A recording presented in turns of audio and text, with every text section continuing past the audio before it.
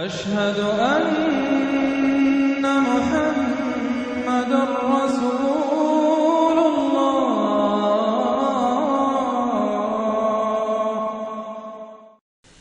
سورۃ القصص، بسم اللہ الرحمن الرحیم۔ یہ جو 8 صورتیں ہیں ان میں نوٹ کر لیجئے کہ 4 صورتیں یہ ایک مزاج کی ہیں تقریباً۔ سورۃ الفرقان،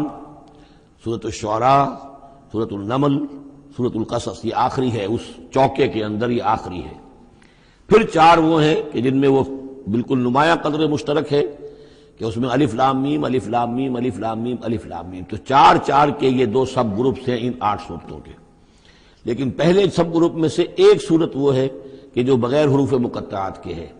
باقی 2 تاسین میم سے، ایک تاسین سے۔ اور ایک نقطہ یہ نوٹ کر لیجئے کہ اکثر و بیشتر صورتیں جو آئی ہیں، طٰہٰ،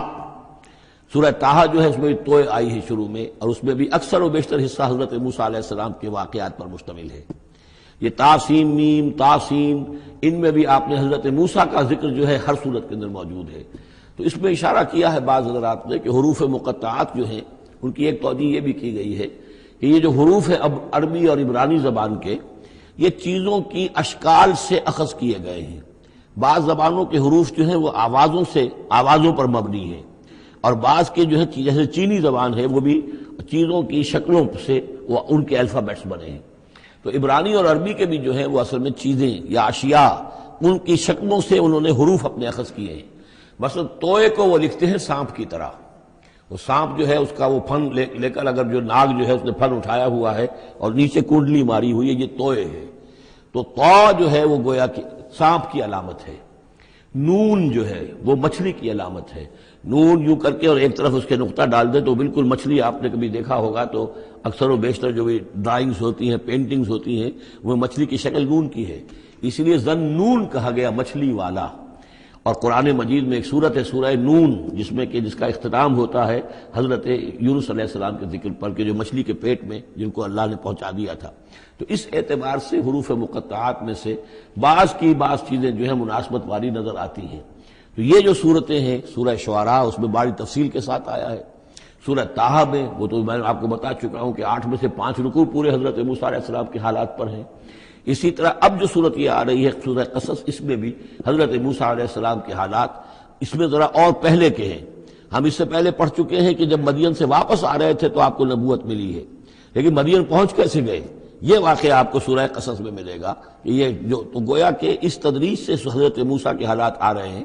کہ جیسے کہ جو آخری دور کے تھے ان کی زندگی کے وہ پہلے آئے ہیں، سورہ بقرہ میں، سورہ اعراف میں، پھر اس کے بعد جو ہے اس سے پہلے کے وہ پھر آپ کو 3 صورتوں میں ملے ہیں، اور بالکل ابتدائی دور کی جو چیزیں وہ سورہ قصص میں ملیں گی۔ طاسیم میم تلک آیات الکتاب المبین، یہ ایک روشن کتاب کی آیات ہیں۔ نتلو علیک من نبأ موسیٰ وفرعون بالحق لقوم یؤمنون۔ اب دیکھیں یہاں شروع ہی سے بات ہو رہی ہے حضرت موسیٰ علیہ السلام کے بارے میں۔ ہم سناتے ہیں آپ کو کچھ احوال موسیٰ کے اور فرعون کے، بالحق، حق کے ساتھ، لقوم یؤمنون، ان لوگوں کے لیے جو ایمان لاتے ہیں یا ایمان لائیں یا ایمان والے ہیں۔ ان فرعون علا فی الارض، یقیناً فرعون نے بہت سرکشی کی تھی زمین میں، بہت ادھم مچایا تھا۔ وجعل اہلہا شیعا، اور زمین میں بسنے والوں کو اس نے طبقات میں یا گروہوں میں تقسیم کر دیا تھا، حاکم اور محکوم۔ ایک قوم جو ہے قبطی وہ حاکم تھی اور بنی اسرائیل محکوم۔ یستضعف طائفۃ منہم، اس نے دبایا ہوا تھا نیچے ایک گروہ کو، بنی اسرائیل کو دبایا ہوا تھا اور شدید ان کے اوپر جو ہے سختیاں ہو رہی تھیں۔ یذبح ابناہم، ان کے بیٹوں کو ذبح کر دیتا تھا، یستحیی نساءہم، اور زندہ رکھتا تھا ان کی بیویوں کو، ان کی عورتوں کو۔ انہ کان من المفسدین، یقیناً وہ فساد مچانے والوں میں سے تھا۔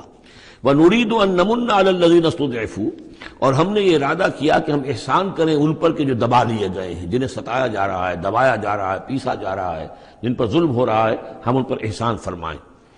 فی الارض، زمین میں، وَنَجْعَلَهُمْ أَئِمَّةً، اور ہم انہی کو امام بنائیں، اب ان کو دنیا میں طاقت دیں، سربلندی دیں۔ وَنَجْعَلَهُمُ الْوَارِثِينَ، اور انہی کو ہم وارث بنا دیں۔ وَنُمَكِّنَ لَهُمْ فِي الْأَرْضِ، اور ان کو زمین میں تمکن عطا کریں۔ وَنُرِيَ فِرْعَوْنَ وَحَامَانَ وَجُنُودَهُمَا مِنْهُمْ مَا كَانُوا يَحْذَرُونَ، اور دکھا دیں فرعون کو بھی اور حامان کو بھی، حامان ان کا وزیر تھا، اور فرعون کو اور حامان کو وجنودہما، اور ان دونوں کے لشکروں کو، منہم ما کانوا یحذرون، جس چیز سے وہ ڈرتے تھے۔ اب ما کانوا یحذرون میں ایک تو کچھ روایات ہیں جو ہماری تفسیری جو روایات ہیں ان میں کثرت سے آ گئی ہیں، اور وہ یہ ہے کہ خواب دیکھا تھا اس نے کہ اسرائیلیوں میں ایک بیٹا پیدا ہوا ہے، فرعون نے خواب دیکھا تھا کہ جو تمہاری مملکت کو برباد کر دے گا، تمہیں ختم کر دے گا۔ اسی خواب کے بعد اس نے، جیسے کہ حضرت مسیح کے بارے میں انجیل میں یہ ہے صراحت کے ساتھ، اور اس کے بعد جو ہے وہ وہاں پہ جو بھی نوزائیدہ بچہ تھا اس کو قتل کرنے کا معاملہ شروع ہو گیا تھا۔ یہی معاملہ کہتے ہیں، لیکن قرآن میں بھی اس کا ذکر نہیں ہے اور تورات میں بھی ذکر نہیں ہے، البتہ تالمود میں اس کا ذکر موجود ہے، اور تالمود سے پھر یہ روایات جو ہیں ہماری تفسیری روایات کے اندر آ گئی ہیں۔ ما کانوا یحذرون کی ایک دوسری توجہ یہ بھی ممکن ہے کہ ہو، واللہ عالم، لیکن ایک دوسری توجہ بھی ہے کہ انہیں یہ اندیشہ ہو گیا تھا کہ یہ قوم جو ہے اب اس تیزی کے ساتھ بڑھ رہی ہے، اس کی تعداد اتنی تیزی سے بڑھ رہی ہے کہ یہ ہمارے لیے خطرہ بن سکتے ہیں۔ بالکل وہ معاملہ ہے جو آج سے کوئی 20 سال پہلے ہوا تھا ہندوستان میں، جو نسل بندی کا معاملہ تھا کہ مسلمانوں کی تعداد اتنی تیزی سے بڑھ رہی تھی کہ ہندوؤں کو یہ اندیشہ ہوا کہ ان کی تعداد جو ہے وہ آبادی اتنی تیزی سے بڑھ رہی ہے کہ ہمارے لیے یہ خطرہ بن جائیں گے،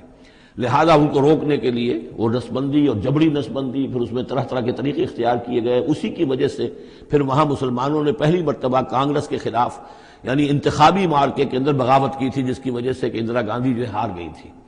تو یہ معاملہ جو ہے محسوس ہوتا ہے کہ وہاں یہ محسوس کیا جا رہا تھا کہ یہ جس تیزی کے ساتھ ان کی افزائش نسل ہو رہی ہے یہ ہمارے لیے خطرہ بن سکتے ہیں، یہ وجہ ہے کہ ان کے بچوں کو جو نرینہ اولاد ہے انہیں قتل کیا جا رہا تھا۔ بہرحال یہ دونوں توجیحات ممکن ہے، واللہ عالم۔ وَأَوْحَيْنَا إِلَىٰ أُمِّ مُوسَىٰ أَنْ أَرْضِعِيهِ فَإِذَا خِفْتِ عَلَيْهِ فَأَلْقِيهِ فِي الْيَمِّ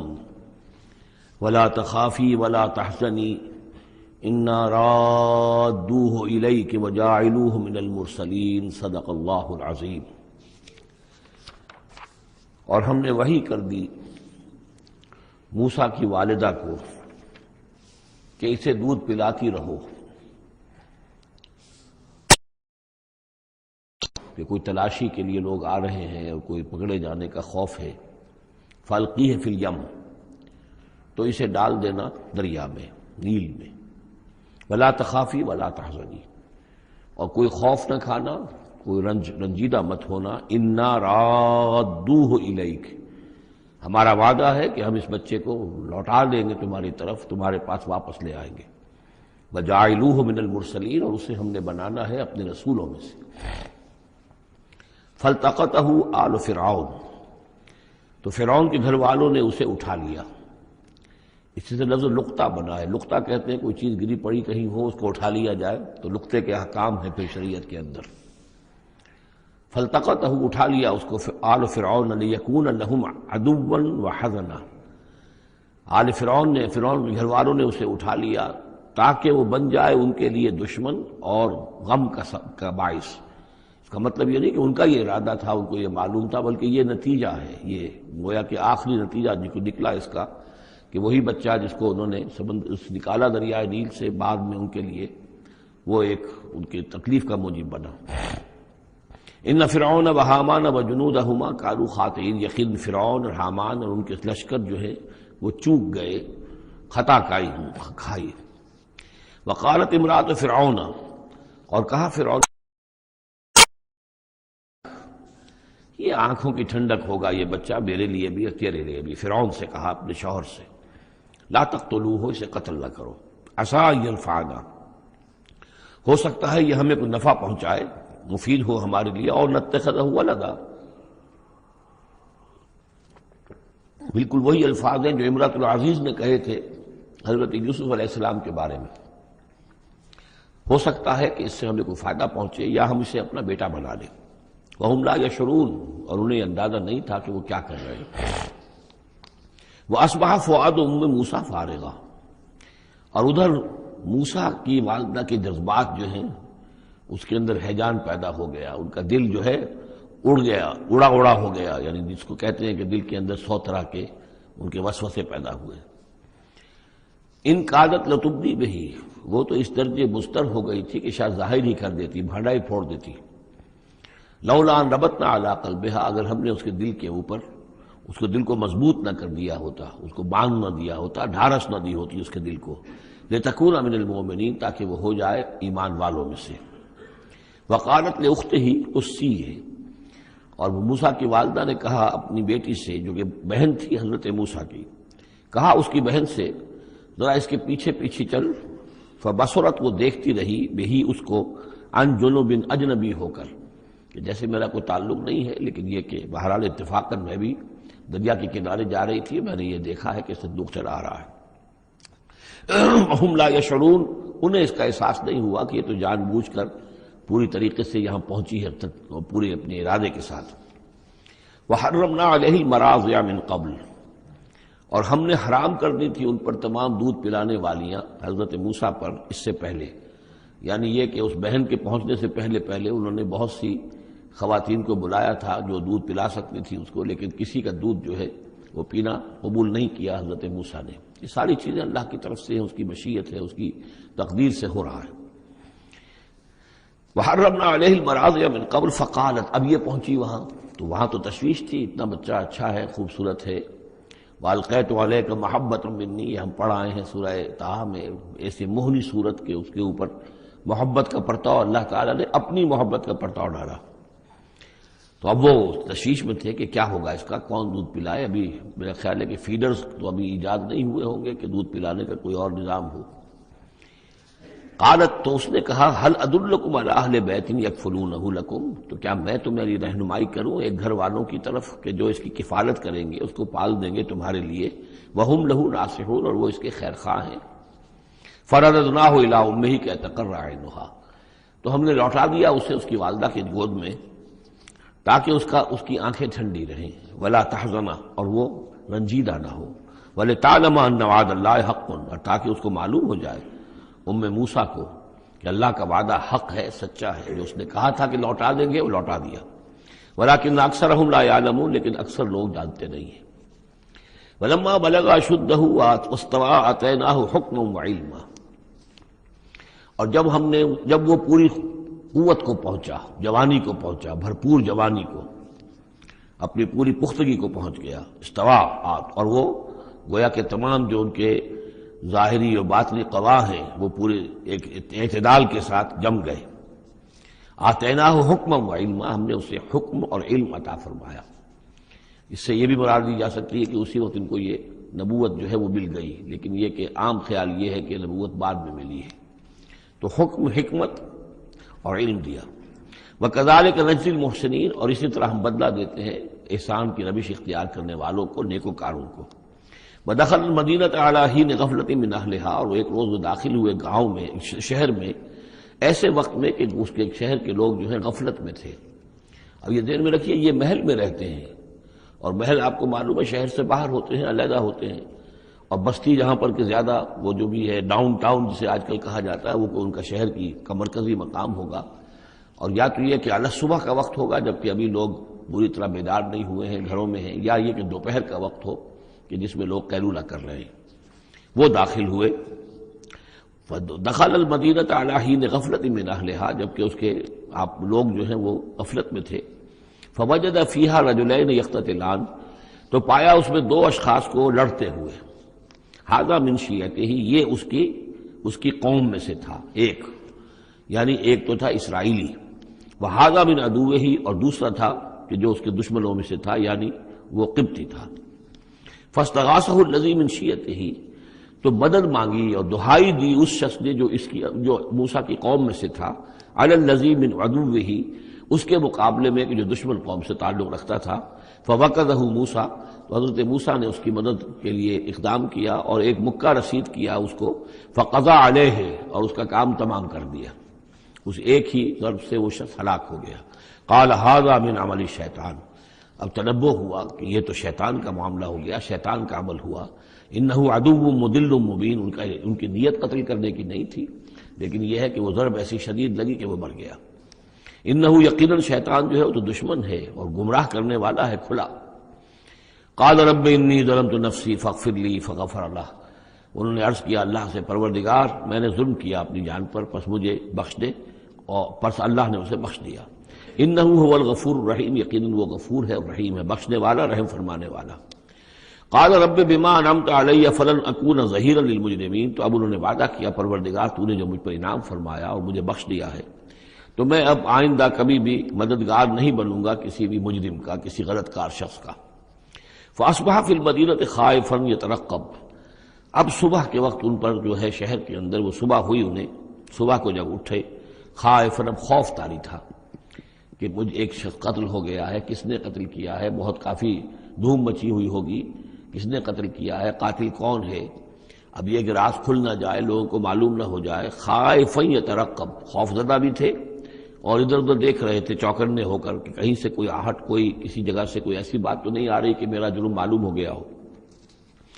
فَإِذَا الَّذِي اسْتَنصَرَهُ بِالْأَمْسِ يَسْتَصْرِخُهُ، تو اچانک دیکھا کہ وہی شخص جس نے کل ان سے مدد مانگی تھی وہ پھر چلا رہا ہے، فریاد کر رہا ہے کہ میری مدد کیجیے۔ قَالَ لَهُ مُوسَىٰ إِنَّكَ لَغَوِيٌّ مُبِينٌ، حضرت موسیٰ علیہ السلام نے فرمایا کہ مجھے معلوم ہوتا ہے کہ تم ہی زیادہ شریر ہو، صریح، کل بھی تمہاری لڑائی ہو رہی تھی قبطی کے ساتھ اور میرے ہاتھوں وہ قبطی مارا گیا بغیر میرے کسی ارادے کے، آج پھر تم نے ایک جھگڑا مول لے رکھا ہے، تو معلوم ہوتا کہ تم ہی ہو غوی، حد سے بڑھنے والے اور مبین، کھلا۔ فلما اراد ان یبطش بالذی هو عدو لهما، یہ بات تو کہی اس اسرائیلی سے، لیکن کوشش یہ کی، ارادہ کیا کہ دوسرا جو دشمن قوم سے تھا اس کو پکڑ لیں، یعنی جو زیادتی کر رہے تھے، اب مارا نہیں لیکن پکڑنے کے لیے، تاکہ وہ شخص جو ہے اسرائیلی کو مار نہ سکے، تو اس کو پکڑے، آگے جب بڑھے کہ اس کو پکڑے، وہ یہ شخص سمجھا وہ اسرائیلی کی غالباً مجھے سزا دینے کے لیے آ رہا ہے، جو کہا یہ تھا کہ انک لغوی مبین، تو چونکہ اس الفاظ اس کی طرف تھے اور پکڑ رہے تھے اس کو، اس نے سمجھا کہ مجھے پکڑنے کے لیے یہ اقدام کر رہے ہیں۔ قال یا موسیٰ، اب وہ خود بول اٹھا، چیخ اٹھا، اس نے کہا اے موسیٰ ترید ان تقتلنی، کیا تم چاہتے ہو کہ مجھے قتل کر دو، کما قتلت نفسا بالامس، جیسے کہ تم نے ایک جان کو کل قتل کر دیا تھا۔ گویا کہ خود اس نے بھانڈا پھوڑ دیا کہ وہ کل جو قتل ہوا تھا وہ اصل میں موسیٰ علیہ السلام کے ہاتھوں ہوا۔ ان ترید الا ان تکون جبارا فی الارض، اے موسیٰ واقعتاً تمہارا جو ارادہ ہے وہ صرف یہ ہے کہ تم زمین میں زبردستی تم بڑے یہاں پر جابر بن جاؤ، وما ترید ان تکون من المصلحین، اب چونکہ وہ شریر شخص تھا، خود بدمعاش تھا، چاہے اسرائیلی تھا، لیکن اس کا جو کردار سامنے آ رہا ہے وہ یہ ہے، وما ترید ان تکون من المصلحین، اور تم نہیں چاہتے کہ تم مصلحین میں سے بنو، اصلاح کرنے والوں میں سے۔ وجاء رجل من اقصى المدینۃ یسعی، اب یہ کہ ہو سکتا ہے عین اسی وقت ایسا ہوا ہو یا کچھ دنوں کے بعد ہوا ہو، آیا ایک شخص دوڑتا ہوا مدینے کے پرے سے، اقصى المدینہ، مدینے کا دور کا حصہ تھا، وہی جیسا کہ میں نے عرض کیا ہوں کہ ان کے محلات اور بڑے بڑے سرداروں کے وہ تو باہر کے قرب ہوں گے اور وہیں پر فرعون کا محل بھی ہوگا، وہاں سے ایک شخص دوڑتا ہوا آیا، جاء رجل من اقصى المدینۃ، شہر کے پرلے سرے سے ایک شخص آیا، یسعی، دوڑتا ہوا، قال یا موسیٰ، اور اس نے یہ کہا کہ اے موسیٰ ان الملأ یأتمرون بک، یہ جو درباری لوگ ہیں، جو سردار ہیں قوم کے، وہ اس وقت مشورہ کر رہے ہیں تمہارے بارے میں لیقتلوک، کہ تمہیں قتل کر دیں، یعنی اب وہاں پر ہو رہی ہے، یہ قرارداد پیش ہو چکی ہے اور تمہارے قتل کے اوپر ان کا اتفاق ہونے والا ہے، یعنی یہ کہ اب یہ کھل بھی گیا کہ انہوں نے ان کے ہاتھوں ایک قبطی مارا گیا ہے۔ ویسے بھی وہ سمجھتے ہوں گے کہ یہ جو ہماری ایک غلام قوم کا ایک فرد جو ہے، ہم نے چونکہ اپنے ہاں ہی رکھ کر اسے پالا ہے تو اس کے اندر اتنی سرکشی پیدا ہو گئی ہے، اور اگر اس نے ہماری اس غلام قوم کے اندر کوئی آزادی کی روح پھونک دی اور وہ کھڑے ہو گئے تو ہمارے لیے تو بڑا معاملہ جو ہے وہ مشکل ہو جائے گا، لہذا بہتر یہ ہے کہ اس کو قتل کر دیا جائے۔ ان الملأ یأتمرون بک لیقتلوک فاخرج انی لک من الناصحین، تو اب یہاں سے جان بچا کر چلے جاؤ، اس لیے کہ میں تمہارا خیر خواہ ہوں، میں تمہیں صحیح بات جو ہے تمہاری بھلائی کی بتا رہا ہوں۔ فخرج منها خائفا یترقب، تو نکلے وہاں سے حضرت موسیٰ علیہ السلام ڈرتے ہوئے، اور وہی یترقب، اب ادھر سے بھی جب کسی شخص کو ایسا اندیشہ ہو تو ذرا سی آہٹ جو ہے اسی پر وہ چوکنا ہوتا ہے، تو وہی کیفیت ان کی تھی۔ قال رب نجنی من القوم الظالمین، انہوں نے اللہ سے دعا کی پروردگار مجھے نجات دے اس ظالموں کی قوم سے۔ ولما توجہ تلقاء مدین، اور جب وہ اب انہوں نے رخ کیا مدین کی طرف، اتنا جو رافیہ اب آپ کے سامنے ہے وہ سینائی پیننسولا، وہ تکون، اس کے اس سائڈ پر مدین کا علاقہ ہے، اس سائڈ پر مصر ہے، بیچ میں سینائی پیننسولا ہے۔ اب یہاں سے یہ چلے ہیں تو پورا یہ جو ان کو اب سینائی کا علاقہ ہے، صحرائے سینا، یہ کراس کرنا ہے اور مدین جانا ہے۔ فلما توجہ تلقاء مدین، جب انہوں نے رخ کیا اپنا مدین کی جانب، قال تو کہا عسیٰ ربی ان یہدینی سواء السبیل، امید ہے مجھے کہ میرا رب مجھے راستہ دکھائے گا سیدھی راہ کا، یعنی یہ کہ میں کہیں بھٹک نہیں جاؤں گا۔ میں اس صحرا کے اندر، ظاہر بات ہے صحرا میں نقودت میں کوئی آدمی غلط راستے پر پڑ جائے تو ویسے ہلاک ہو جائے گا۔ عسیٰ ربی، مجھے امید ہے کہ میرا رب مجھے راستہ بتائے گا اور صحیح راستے پر چلائے گا، سیدھی راہ پر۔ ولما ورد ماء مدین، اب کتنی دیر لگی ہوگی، کتنا وقت لگا ہوگا، جب مدین کے کنویں پر پہنچے۔ مدین کی آبادی ہے، اس کے باہر کنواں ہے، کنویں کے اوپر جو ہے رہٹ چل رہے ہیں، یا کنویں سے پانی کھینچ کر پلایا جا رہا ہے جانوروں کو، بھیڑوں بکریوں کو اور جانوروں کو۔ وجد علیہ امتن، پایا انہوں نے وہاں پر ایک قوم کو، ایک گروہ کو، من الناس یسقون، لوگوں میں سے ایک گروہ وہاں جمع تھا اس کنویں پر، پانی پلا رہے تھے۔ کسے پلا رہے تھے؟ اپنے اپنے جانوروں کو، بھیڑیں بکریاں تھیں سب کے پاس، وہ کھینچ کھینچ کر پانی جو ہے وہ کہیں ڈالتے تھے کہ جہاں سے پھر ان کی بھیڑیں بکریاں پانی پیتی تھیں۔ ووجد من دونہم امرأتین تذودان، اور ان کے پرے انہوں نے دیکھا کہ دو عورتیں ہیں جو اپنی بکریوں کو روک کر، تھام کر کھڑی ہیں، یعنی بکریاں چاہتی ہوں گی پیاس کی وجہ سے پانی کی طرف آنا، لیکن وہ انہیں روک رہی تھی کہ نہیں ابھی ہماری باری نہیں ہے، رکھیوں روک رہی تھی۔ قال ما خطبکما، حضرت موسیٰ نے ان دونوں سے سوال کیا یہ آپ لوگوں کا کیا معاملہ ہے، کیوں آپ کھڑی ہیں یہاں؟ قالتا لا نسقی حتی یصدر الرعاء، انہوں نے کہا کہ ہم نہیں اپنے اس گلے کو پانی پلا سکتی جب تک کہ یہ تمام چرواہے چلے نہ جائیں۔ یہ چرواہے جو ہیں پانی پلا کے جب چلے جاتے ہیں اپنے گلوں کو لے کر، پھر ہم جاتی ہیں اور جا کر اپنے ان بھیڑوں بکریوں کو پانی پلاتی ہیں۔ وہ ابونا شیخ کبیر، ہمارا والد جو ہے وہ بہت بوڑھے شخص ہیں، ضعیف ہیں، مطلب یہ کہ کوئی مرد، جوان مرد ہے نہیں، والد ہیں گھر میں تو وہ بوڑھے ہیں، یہ کام جو کہ مردوں کی کرنے کا تھا وہ ہمیں عورتوں کو کرنا پڑ رہا ہے۔ اب ظاہر بات ہے کہ ان چرواہوں سے کون جھگڑے، تو اس لیے کہ ہم اس میں جو ہے اپنی باری کے معاملے میں ہم نے یہی طے کیا ہوا کہ یہ سب پانی پلا کے چلے جائیں اپنے اپنے ریوڑ لے کر، تو پھر ہم پانی پلاتی ہیں۔ فسقا لہما، حضرت موسیٰ علیہ السلام تو تھے قوی ہیکل تھے، انہوں نے کہا نہیں، ان کی وہ غیرت جو ہے، انہوں نے پانی پلایا، ادھر ادھر ہٹایا ان کو جو بھی چرواہے تھے، اور ان کو پانی کھینچ کر پلایا ان کی بھیڑوں بکریوں کو۔ ثم تولی الی الظل، اب وہ تو لے کر اپنی بھیڑوں بکریوں کو چلی گئی اپنے گھر، اور یہ پھر کسی سائے کی طرف انہوں نے رخ کیا، پھر مڑے ایک سائے کی طرف، کسی درخت کے سائے میں جا کر بیٹھ گئے، اور انہوں نے اب دعا مانگی۔ قال رب انی لما انزلت الی من خیر فقیر، یہ بڑی اہم دعا ہے، یاد کر لینی چاہیے۔ اے اللہ جو خیر بھی تو میری جھولی میں ڈال دے میں اس کا محتاج ہوں۔ یہ انتہائی عاجزی کی دعا ہے۔ اب ایک شخص ہے، محل میں پلا بڑھا، وہاں سے نکل کے بھاگا ہے جان بچا کر، پورا سینائی پیننسلا کراس کیا ہے، کیا سختیاں جھیلی ہوں گی، اب یہاں پہنچے ہیں، کوئی جاننے والا نہیں، کوئی پہچان والا نہیں، ایک بالکل یوں سمجھیے کہ غربت کی حالت ہے۔ تو اب اس حالت میں ہوتا ہے کہ انسان، ایک تو فقیر وہ ہوتا ہے جو کہتا ہے ٹھسے کے ساتھ میں اتنے پیسے لوں گا، میں 5 روپے سے کم نہیں لوں گا۔ ایک غریب فقیر وہ ہوتا ہے، وہ کہتا ہے کہ مجھے جو بھی دے دیں، میں تو اس قدر محتاج ہوں۔ تو یہ گویا کہ انتہائی احتیاج کی کیفیت ہے۔ رب انی لما انزلت الی من خیر فقیر، پروردگار میں تو اب فقیر ہوں، جو خیر بھی تو میری جھولی میں ڈال دے، اس درجے میری حالت اب خستہ ہے۔ فجاءت احداہما تمشی علی استحیاء، اب ان 2 عورتوں میں سے 2 لڑکیوں میں سے ایک آئی اس کے پاس چلتی ہوئی شرم کے ساتھ، لجاجت کے ساتھ اور شرم کے ساتھ۔ قالت ان ابی یدعوک، اس نے کہا کہ میرے والد آپ کو بلا رہے ہیں، لیجزیک اجر ما سقیت لنا، تاکہ آپ کو بدلہ دیں، اجر دیں، آپ نے جو مشقت اٹھائی جھیلی، پانی کھینچا کنویں سے ہماری بھیڑوں بکریوں کے لیے، تو اجر ما سقیت لنا، ہمارے والد چاہتے ہیں کہ آپ کو کچھ اس کا اجر دیں۔ فلما جاءہ، جب وہ وہاں پہنچے اس کے پاس، وقص علیہ القصص، اور سارا قصہ انہیں سنایا، ساری بات سنائی، سارا بیان۔ قال لا تخف، انہوں نے کہا اب ڈرو نہیں، نجوت من القوم الظالمین، تم نجات پا چکے ہو اب ظالموں کی قوم سے، یعنی یہاں تک ان کی رسائی نہیں ہے، یہاں آرام سے رہو، کوئی تمہیں کھٹکا نہیں ہوگا، کوئی اندیشہ نہیں ہوگا۔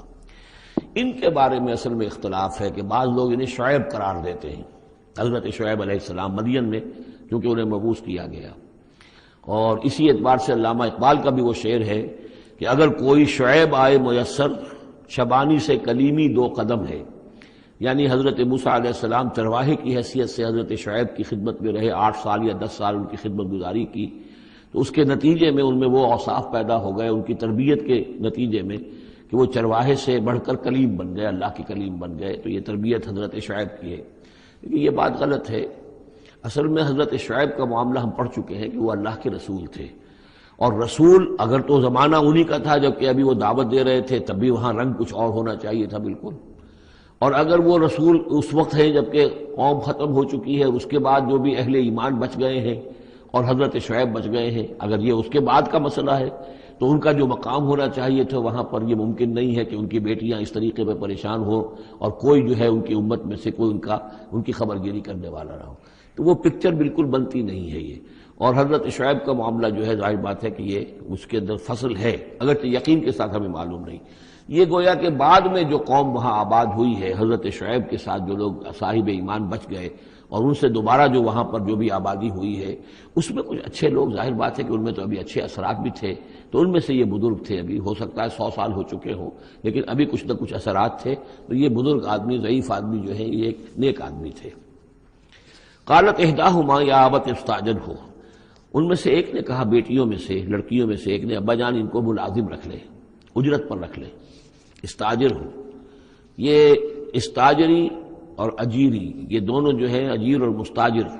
در حقیقت یہ آجر اور اجیر وہ ہے کہ جو اجرت کے اوپر کام کرتا ہو، اور مستاجر وہ ہے جو کسی کو اجرت پر کام کرنے کے لیے رکھے۔ استاجر، مستاجر اس سے اس میں فاعل بنے گا۔ ہمارے ہاں عام طور پر غلط العام میں اجیر اور آجر کو یوں کہتے ہیں کہ آجر تو وہ ہے کہ جو کسی کو اجرت کے پر رکھے، اور اجیر وہ ہے جو اجرت پر کام کرے، حالانکہ عربی میں ان دونوں کے معنی ایک ہی ہے، آجر اور اجیر، ایک اس میں فاعل ہے، ایک صفت مشبہ ہے، دونوں کا مفہوم ہے اجرت پر کام کرنے والا، اور جو اجرت پر کام لیتا ہے وہ مستاجر ہے۔ یا ابت استاجر ہو، ابا جان ان کو ملازم رکھ لیں۔ ان خیر من استاجرت القوی الامین، یقیناً بہترین آدمی جسے ملازم رکھا جائے وہی ہوتا ہے جو القوی ہو، طاقتور ہو۔ وہ دیکھ لیا تھا کہ حضرت موسیٰ علیہ السلام سے کوئی جو ہے وہ وہاں کے چرواہوں میں سے کسی نے الجھنے کی کوشش نہیں کی، وہ ڈر کے ادھر ادھر ہو گئے اور کسی نے جو ہے ان کو روکا نہیں۔ تو طاقت والے بھی ہیں اور امین ہیں، انہوں نے یہ مشاہدہ کر لیا تھا کہ کوئی بری نگاہ حضرت موسیٰ نے نہیں ڈالی ہوگی ان لڑکیوں پر۔ تو ظاہر بات ہے کہ اس معاملے میں تو عورت کا جو ہے احساس بہت بیدار ہوتا ہے کہ کسی مرد کی عورت کس قسم کی نگاہ جو ہے کس قسم کی ہے جو اس پر پڑ رہی ہے۔ تو اسے چونکہ ذاتی تجربہ ہو چکا تھا کہ ان کے اندر وہ امانت پوری موجود ہے اور کسی درجے میں بھی نگاہ کی خیانت بھی ان میں نہیں ہے۔ تو جس شخص کی نگاہ میں خیانت نہیں ہے وہ اور کسی معاملے میں کیا خیانت کرے گا؟ کہ قالت احداہما یا ابت استاجر ہو ان خیر من استاجرت القوی الامین، ابا جان ان کو ملازم رکھ لیجئے، اس لیے کہ ملازمت کے لیے بہترین شخص وہی ہوتا ہے جو طاقتور بھی ہو، کام کر سکے خوب، اور یہ کہ امین ہو، اعتبار کے قابل ہو۔ قال انی ارید ان انکحک احدی ابنتی ہاتین، انہوں نے کہا وہ صاحب جو بزرگ ہیں شیخ مدین کہ میں یہ ارادہ رکھتا ہوں، میرا خیال ہے کہ اپنی بیٹیوں میں سے ایک کو تمہارے نکاح میں دے دوں اے موسیٰ،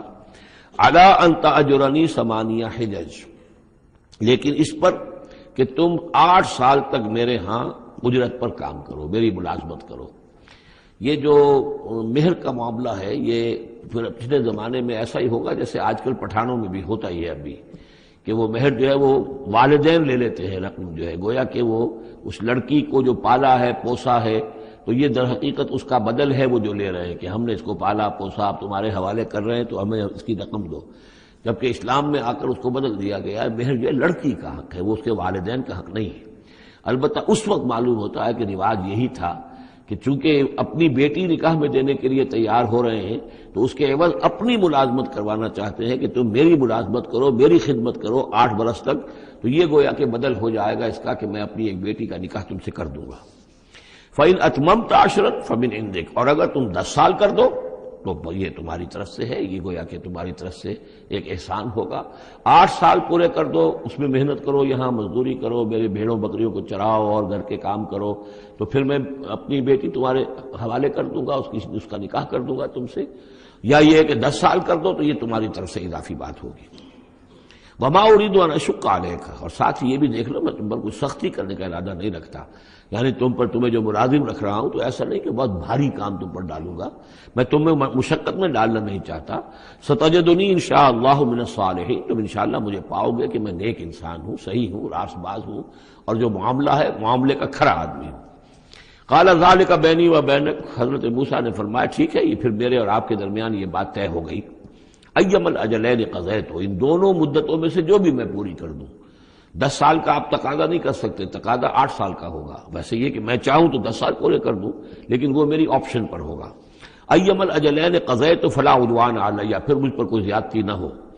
واللہ علی ما نقول وکیل، اور جو کچھ ہم کہہ رہے ہیں اللہ اس پر وکیل ہے، اللہ ہی اس کا ذمہ دار ہے۔ فلما قضا موسیٰ الاجل، جب موسیٰ نے وہ مدت پوری کر دی، وسارا باہلہ، اب وہ اپنے گھر والوں کو لے کر چلے، اب مصر کی طرف واپس لوٹ رہے ہیں کہ اب اتنا عرصہ بیت گیا ہے، 10 سال ہو گئے یا 8 سال ہو گئے یا 9 سال ہو گئے،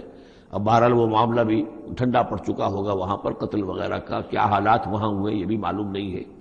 بہرحال وہ چلے ہیں واپس، سارا باہلہ لے کر چلے اپنے گھر والوں کو، یعنی اپنی اہلیہ کو۔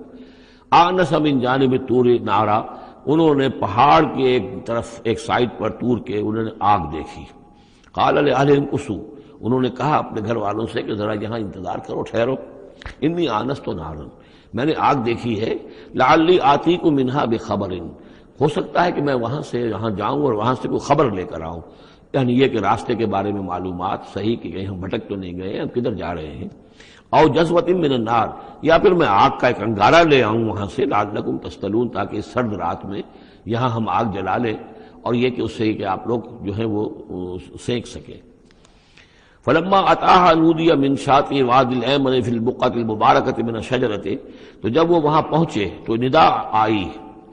میدان کے داہنے کنارے، جو برکت والا میدان تھا اس کے داہنے کنارے سے ایک خاص جھنڈ میں سے آواز آئی، مبارکہ، کہ جو بہت برکت والا تھا، من الشجرۃ، شجر کے درخت کے جھنڈ میں، ان یا موسیٰ انی انا اللہ رب العالمین، کہ اے موسیٰ میں اللہ ہوں تمام جہانوں کا پروردگار۔ وان الق عصاک، اور یہ ابھی ہم پڑھ چکے ہیں کئی مرتبہ یہ چیزیں، اور اب ڈال دو زمین پر اپنی لاٹھی۔ فلما رآہا تہتز کانہا جان، جب انہوں نے دیکھا کہ وہ تو حرکت کر رہی ہے جیسے کہ سانپ ہو، ولا مدبرا ولم يعقب، یہی وہاں پہ آ چکا، سورۃ النمل میں بھی آ چکا ہے۔ تو موسیٰ علیہ السلام جو ہے وہاں سے پیٹھ موڑ کر بھاگے اور انہوں نے پیچھے مڑ کر نہیں دیکھا۔ یا موسیٰ اقبل، اللہ نے فرمایا اے موسیٰ نہیں، آؤ،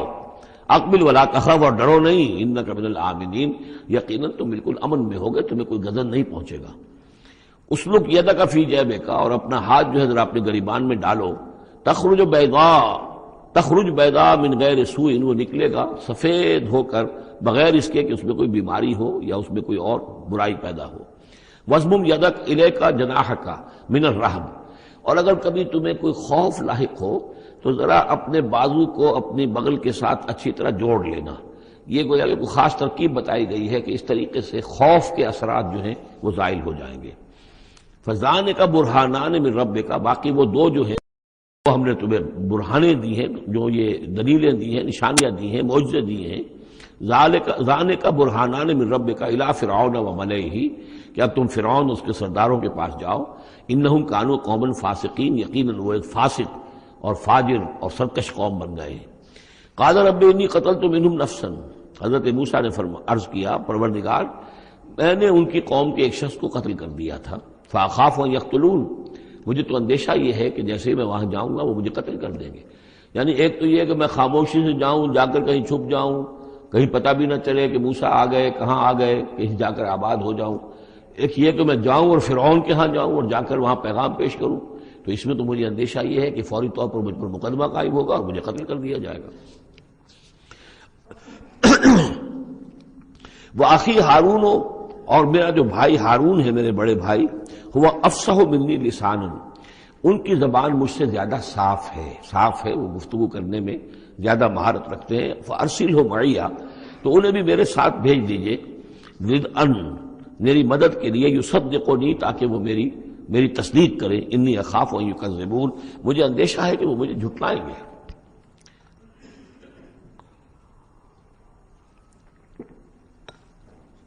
قال سنشد عضدک باخیک، اللہ تعالیٰ نے فرمایا ٹھیک ہے، ہم تمہارے بازو کو مضبوط کریں گے تمہارے بھائی کے ذریعے سے، وَنَجْعَلُ لَكُمَا سُلْطَانًا، اور ہم تمہارے لیے دونوں کے لیے ایسا رعب تمہارے اندر پیدا کر دیں گے، فَلَا يَصِلُونَ إِلَيْكُمَا، کہ وہ تمہاری طرف آگے بڑھ نہیں سکیں گے، تمہاری طرف تمہیں ہاتھ نہیں لگا سکیں گے۔ یعنی یہ بھی جیسے کہ ایک وقت میں ہم نے تمہارے چہرے پر ایسی محبت کا پرتو ڈال دیا تھا کہ کوئی آپ کو قتل نہیں کر سکا، اسی طریقے سے اب ہم ایک ایسا رعب جو ہے آپ کی شخصیت کے اندر، تمہاری شخصیت جو ہے پیدا کر دیں گے تم دونوں کی، کہ کوئی شخص تمہارے خلاف کوئی اقدام نہیں کر سکے گا۔ بِآیاتنا انتما ومن اتبعکم الغالبون، اور یقیناً ہماری آیات کی بدولت تم دونوں اور جو بھی تم دونوں کی پیروی کریں گے وہی غالب رہیں گے۔ فلما جاءهم موسیٰ بآیاتنا، تو جب موسیٰ پہنچے ان کے پاس ہماری آیات کے ساتھ، بینات، روشن آیات لے کر، قالوا ما ھذا الا سحر مفترى، انہوں نے کہا یہ تو نہیں ہے کچھ بھی سوائے اس کے کہ جادو ہے جو افطرا ہو رہا ہے، گھڑا ہوا ہے۔ وما سمعنا بھذا فی آبائنا الاولین، اور ہم نے ایسی کوئی بات اپنے پہلے آباء نہیں سنی۔ نئی بات لے کر آئے ہو کہ اللہ جو ہے اس کائنات کا خالق، اس نے کسی کو رسول بنا کر بھیجا ہے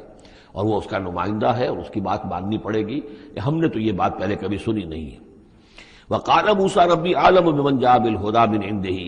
موسیٰ نے کہا میرا پروردگار خوب جانتا ہے کہ کون ہدایت لے کر آیا ہے اس کے پاس سے، یعنی اللہ کے علم میں ہے۔ ومن تکون له عاقبۃ الدار، اور میرا رب جانتا ہے کہ کس کے لیے ہے آخرت کا گھر۔ انہ لا یفلح الظالمون، یقیناً ظالم فلاح نہیں پاتے۔ وقال فرعون یا ایھا الملأ ما علمت لکم من الہ غیری، اور کہا فرعون نے کہ اے میرے سرداروں، اے میرے درباریوں سرداروں، ما علمت لکم من الہ غیری، میں نہیں جانتا تمہارے لیے اپنے سوا کوئی الہ، میں الہ ہوں تمہارا، میں مالک ہوں، میں خالق تو نہیں لیکن میں ایک رب ہوں یہاں، اس معنی میں کہ میرا حکم ہے، میری حکومت ہے، میری مرضی چلتی ہے، یہ میرا اختیار ہے، اس کے سوا میں کسی کو رب ماننے کو تیار نہیں، کوئی الہ ماننے کو تیار نہیں۔ ما علمت لکم من الہ غیری فاوقد لی یا حامان، تو اے حامان ذرا آگ دے، بھٹا جو ہے اینٹوں کا، اس میں جو تین جو گارے کی اینٹیں ہیں ان کو ذرا پکاؤ بھٹے کے اندر، آگ لگاؤ۔ فاجعل لی صرحا، اور پھر میرے لیے ایک بہت بڑی عمارت بناؤ۔ لعلی اطلع الی الہ موسیٰ، یہ موسیٰ جو کہتا کہ اللہ ہے اور وہ آسمانوں پر ہے، تو میں ذرا اونچا ہو کر دیکھوں تو صحیح، جھانکوں تو صحیح آسمانوں میں، ایک ایسی اونچی عمارت کے اوپر چڑھ کر کہ میں دیکھوں کہ میں موسیٰ کے الہ کو میں جھانکنے کی کوشش کروں۔ وَإِنِّي لَأَظُنُّهُ مِنَ الْكَاذِبِينَ، اور میں تو سمجھتا ہوں کہ وہ جھوٹ بول رہا ہے۔ وَاسْتَكْبَرَ هُوَ وَجُنُودُهُ، استکبار کیا، گھمنڈ کیا، تکبر کیا اس نے بھی اور اس کے لشکروں نے بھی، فی الارض، زمین میں، بغیر الحق، نا حق، انہیں کوئی اختیار، کوئی حق اس کا حاصل نہیں تھا۔ وَظَنُّوا أَنَّهُمْ إِلَيْنَا لَا يُرْجَعُونَ، اور انہوں نے یہ گمان کیا کہ وہ ہماری طرف لوٹائے نہیں جائیں گے۔ فَأَخَذْنَاهُ وَجُنُودَهُ فَلَمَزْنَاهُمْ فِي الْيَمِّ، تو ہم نے پکڑا اس کو اور اس کے لشکروں کو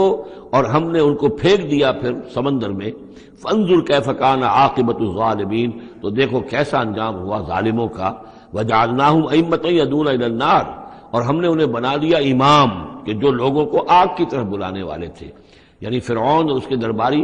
لوگوں کو آگ کی طرف بلانے والے بن گئے۔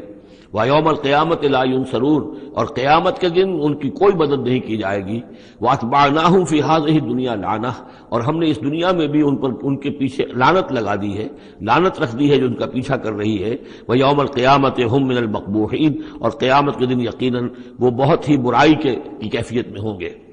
وَلَقَدْ آتَيْنَا مُوسَى الْكِتَابَ مِن بَعْدِ مَا أَهْلَكْنَا الْقُرُونَ الْأُولَىٰ، اور ہم نے موسیٰ کو کتاب عطا فرمائی اس کے بعد کہ ہم نے پہلی جماعتوں کو ہلاک کر دیا تھا۔ بصائر للناس، ہم نے یہ کتاب دی ہے سجھانے کے لیے، آنکھیں کھولنے کے لیے لوگوں کی، وہدن، اور رہنمائی دینے والی، ورحمتن، اور رحمت، لعلہم یتذکرون، تاکہ وہ یاد رکھیں، نصیحت اخذ کریں، ہوش کریں، دھیان دیں۔ وما کنت بجانب الغربی اذ قضینا الی موسیٰ الامر، اور اے نبی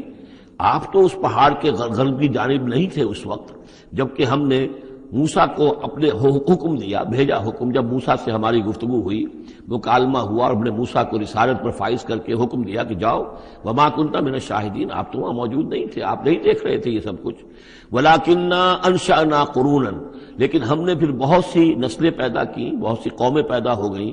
فتطاول علیہم العمر، لیکن ان کے اوپر ایک لمبی عمر بیت گئی ہے، یعنی یہ لوگ جو ہیں جو مکے والے ہیں، چونکہ یہ واقف نہیں ہے نبوت اور رسالت کے تصورات سے، اس لیے ان کے لیے بڑا یہ اچنبے کی بات ہے جو آپ کے بارے میں سوچ رہے ہیں۔ لیکن اگر غور کریں یہ ساری خبریں جو ہیں آپ کو کہاں سے مل رہی ہیں؟ ظاہر بات ہے کہ آپ تو وہاں نہیں تھے. وما كنت ساويا في اهل مدين، نہ ہی آپ اہل مدین میں آباد تھے اس وقت. تتلو علیہم آیاتنا، کہ اس وقت آپ موجود ہوں مدین میں جب وہ ماجرا ہوا اور حضرت موسیٰ وہاں پہنچے اور پھر وہ اس شیخ مدین کے گھر میں رہے ہیں. آپ تو ان چیزوں سے واقف نہیں تھے. ساویا فی اہل مدین تتلو علیہم آیاتنا ولکننا کننا مرسلین، بلکہ یہ تو ہم ہیں بھیجنے والے. ہم جس کو چاہتے ہیں رسول بناتے ہیں، اور جس کو ہم رسول بناتے ہیں پھر اس سے ہم غیب کی خبریں دیتے ہیں، پچھلی بھی آئندہ ہونے والے واقعات کی بھی خبریں دیتے ہیں، اور ساری تعلیمات اور ہدایت کے لیے ضروری ہدایات دیتے ہیں. وما كنت بجانب الطور اذ نادینا، اور آپ تو نہیں تھے اس پہاڑ کے اس سائڈ پر، اس ایک جانب جبکہ ہم نے پکارا تھا. ولکن رحمۃ من ربک، بلکہ یہ سب رحمت ہے آپ کے رب کی جانب سے. لتنذر قوما، تاکہ آپ اس قوم کو خبردار کریں، ما اتاہم من نذیر من قبلک، جس کے پاس کہ کوئی خبردار کرنے والا نہیں آیا آپ سے پہلے. لعلہم یتذکرون، یعنی حضرت اسماعیل سے لے کر حضرت محمد تک یہ بڑا طویل وقفہ ہے. صلی اللہ علیہ وسلم علیہ السلام، حضرت ابراہیم کے بیٹے اسماعیل، اب ان کے ساتھ حضرت اسحاق تھے ان کے دوسرے بیٹے، ان کے ساتھ تو یہ کہ نبوت کا سلسلہ چلتا رہا. اور وہ یہ کہ 1400 برس تو ایسے ہیں کہ کوئی ایک لمحہ بھی ایسا نہیں تھا کہ نبی نہ ہو. ان کے پاس کتابیں تھیں، ان کے پاس زبور تھی، ان کے پاس جو ہے تورات تھی، تو یہ سب کچھ تھا. لیکن یہ قوم جو تھی ظاہر بات ہے کہ یہاں پر یہ ان چیزوں سے ناواقف ہو گئی. تو یوں سمجھیے کہ کم و بیش 3000 برس بیت گئے تھے کہ ان کے پاس کوئی نبی نہیں، کوئی رسول نہیں، کوئی اس کی بات کوئی کتاب نہیں. تو اب ہم نے یہ چاہا کہ ہم آپ ان کو لتنذر قوما ما اتاہم من نذیر، اس قوم کو آپ خبردار کریں کہ جس کے پاس آپ سے پہلے من قبل کا کوئی نذیر نہیں آیا، کوئی ڈر سنانے والا، کوئی خبردار کرنے والا. لعلہم یتذکرون، شاید کہ وہ نصیحت حاصل کریں. ولولا ان تصیبہم مصیبۃ بما قدمت ایدیہم، اور اتنی بات کے لیے کہ ان کے اوپر کوئی مصیبت نہ آ جائے ان کے تمام اعمال کی وجہ سے. فیقولوا ربنا، اور اگر مصیبت آ جاتی، لولا ان تصیبہم مصیبۃ بما قدمت ایدیہم، یہ مضمون آ چکا ہے سورہ طٰہٰ میں بھی، کہ اگر رسول بھیجے بغیر ہماری طرف سے عذاب آ جاتا تو یہ عذر کرتے کہ صاحب ہمیں متنبع نہیں کیا گیا، ہمیں خبردار نہیں کیا گیا، ہم پر اتمام حجت نہیں کیا گیا، عذاب کیسے آ گیا. وَلَوْلَا أَن تُصِيبَهُم مُّصِيبَةٌ بِمَا قَدَّمَتْ أَيْدِيهِمْ فَيَقُولُوا رَبَّنَا لَوْلَا أَرْسَلْتَ إِلَيْنَا رَسُولًا، اگر کوئی مصیبت ان پر آ جاتی اس سے پہلے ان کے اپنے ہاتھوں کے کرتوتوں کی وجہ سے، تو یہ کہتے کہ پروردگار کیوں نہ تم نے بھیج دیا ہماری طرف کوئی رسول. فَنَتَّبِعَ آيَاتِكَ، کہ تو ہم تیری آیات کی پیروی کرتے. وَنَكُونَ مِنَ الْمُؤْمِنِينَ، اور ہم تو ہو جاتے ایمان لانے والوں میں سے. فَلَمَّا جَاءَهُمُ الْحَقُّ مِنْ عِندِنَا، لیکن جب ان کے پاس آیا ہے یہ حق ہمارے پاس سے، قالوا لولا اوتي مثل ما اوتي موسیٰ، اب یہ کہہ رہے ہیں کہ کیوں نہیں دیا گیا ان کو جیسا کہ دیا گیا تھا موسیٰ کو. یعنی موسیٰ کو عصا دیا گیا، موسیٰ کو وہ ید بیضا دیا گیا، موسیٰ کو تورات لکھی ہوئی جو ہے وہ پتھر کی تختیوں پر دی گئی. لولا اوتي مثل ما اوتي موسیٰ، کیوں نہیں دیا گیا اس کو وہی کچھ اسی طرح کی چیزیں جو دی گئی تھی موسیٰ کو. اولم یکفروا بما اوتي موسیٰ من قبل، تو جو کچھ موسیٰ کو دیا گیا تھا پہلے، کیا اس کے ساتھ لوگوں نے کفر نہیں کیا تھا؟ کیا ان آیات کو دیکھ کر فرعون ایمان لے آیا تھا؟ کیا اس کی پوری قوم ایمان لے آئی تھی؟ کیا وہ ہلاک نہیں ہو گئے تھے؟ قالوا سحران تظاہرا، انہوں نے یہ کہا کہ یہ تو دو جادو ہیں، دو جادو ہیں جنہوں نے آپس میں ایکا کر لیا ہے. ایک تو یہ کہ اس سے خیال ہوتا ہے کہ اس سے مراد یہ ہے کہ حضرت موسیٰ اور حضرت ہارون دونوں کو سحران یعنی ساحر کی بجائے کہا گیا یہ مجسم سحر ہیں، یہ دو سحر ہیں جنہوں نے گٹھ جوڑ کر لیا ہے ہمارے خلاف. لیکن یہ کہ اصل میں دوسری رائے یہ ہے کہ یہ اصل میں اب قول ہے مکے والوں کا کہ وہ یہ کہہ رہے ہیں کہ یہ دو جادو ہیں. جادو کون سے ہیں؟ ایک یہ قرآن جو محمد ہمارے سامنے پیش کر رہے ہیں، اور ایک تورات کہ جو اس سے پہلے موجود ہے. یہ دو جادو ہیں اور ان کا آپس میں گٹھ جوڑ ہے، اور یہ لوگ ایک دوسرے کی تائید کر رہے ہیں. قرآن جو ہے تائید کر رہا ہے تورات کی، موسیٰ کی، اور وہ موسیٰ اور ان کی کتاب جو ہے اس میں نشانیاں ہیں اور پیشن گوئیاں ہیں قرآن کی اور محمد کی صلی اللہ علیہ وسلم. تو سحران تظاہرا وقالوا انا بکل کافرون، ان کا کہ ہم تو دونوں کے انکار کر رہے ہیں، ہم نہ تورات کو مانتے ہیں اور نہ قرآن کو مانتے ہیں. قل فاتوا بکتاب من اللہ هو اہدی منہما، اب یہاں وہ بات بالکل واضح ہو گئی، یہاں مراد دو کتابیں ہیں. تو اے نبی ان سے یہ کہیے اچھا پھر کوئی اور کتاب لاؤ جو اللہ کی طرف سے آئی ہو، جو ان دونوں سے زیادہ ہدایت دینے والی ہو. اگر تورات کو بھی تم نہیں مانتے اگر تم قرآن کو بھی نہیں مانتے تو لاؤ نہ کوئی اور کتاب کوئی اللہ نے نازل کی ہو جو ان دونوں سے اہدا ہو، زیادہ ہدایت والی ہو. اہدا منہما اتبع ہو، میں اس کی پیروی کروں گا ان کنتم صادقین، اگر تم سچے ہو. یعنی یہ بات نوٹ کر لیجئے، یہ ایسی ہے جیسے ایک جگہ آیا ہے قل ان کان للرحمن ولد فانا اول العابدین. آگے چل کر آ جائے گی یہ آیت کہ اگر رحمان کا واقعی کوئی بیٹا ہوتا تو سب سے پہلے میں پوچھتا اس کو. جب میں رحمان کی بندگی کرتا ہوں، رحمان کی پرستش کرتا ہوں، رحمان کو پوچھتا ہوں، تو اگر واقعی اس کا کوئی بیٹا ہوتا تو میں کیوں نہ پوچھتا. اسی طریقے سے اگر کوئی اور کتاب ہوتی تورات اور قرآن سے بڑھ کر ہدایت دینے والی تو میں اس کی پیروی کروں گا. میرے اندر تو کوئی عصبیت نہیں ہے کہ کسی ایک ہی چیز کو لے کر میں بیٹھ رہا ہوں. جو بھی اللہ کی طرف سے ہدایت نامہ آئے. فَإِن لَمْ يَسْتَجِيبُوا لَكَ، تو اے نبی اگر یہ لوگ پھر آپ کی بات کو قبول نہ کریں، آپ کی اس دلیل کو تسلیم نہ کریں، فَعْلَمْ، تو جان لیجئے انما یتبعون اہواءہم، کہ یہ لوگ صرف پیروی کر رہے ہیں اپنی خواہشات کی. ومن اضل ممن اتبع ہواہ، اور اس شخص سے بڑھ کر گمراہ اور بھٹکا ہوا کون ہوگا جو اپنی خواہش نفس کی پیروی کر رہا ہو، بغیر ہدی من اللہ، بغیر اس کے کہ اس کے پاس اللہ کی طرف سے کوئی ہدایت نامہ ہو، اللہ کی طرف سے کوئی ہدایت اور رہنمائی ہو. ان اللہ لا یہدی القوم الظالمین، یقیناً اللہ تعالیٰ ایسے ظالم قوم کو ہدایت نہیں دیتا. وَلَقَدْ وَصَّلْنَا لَهُمُ الْقَوْلَ لَعَلَّهُمْ يَتَذَكَّرُونَ، اور ہم پے بپے بھیجتے رہے اپنے رسول، اور ان کے لیے ان کی دعوت آتی رہی تاکہ یہ نصیحت اخذ کریں. اور یہاں وصلنا سے مراد خاص طور پر سہران تظاہرہ بھی ہو سکتا ہے کہ یہ ایک سلسلہ ہے، سلسلۃ الذہب ہے،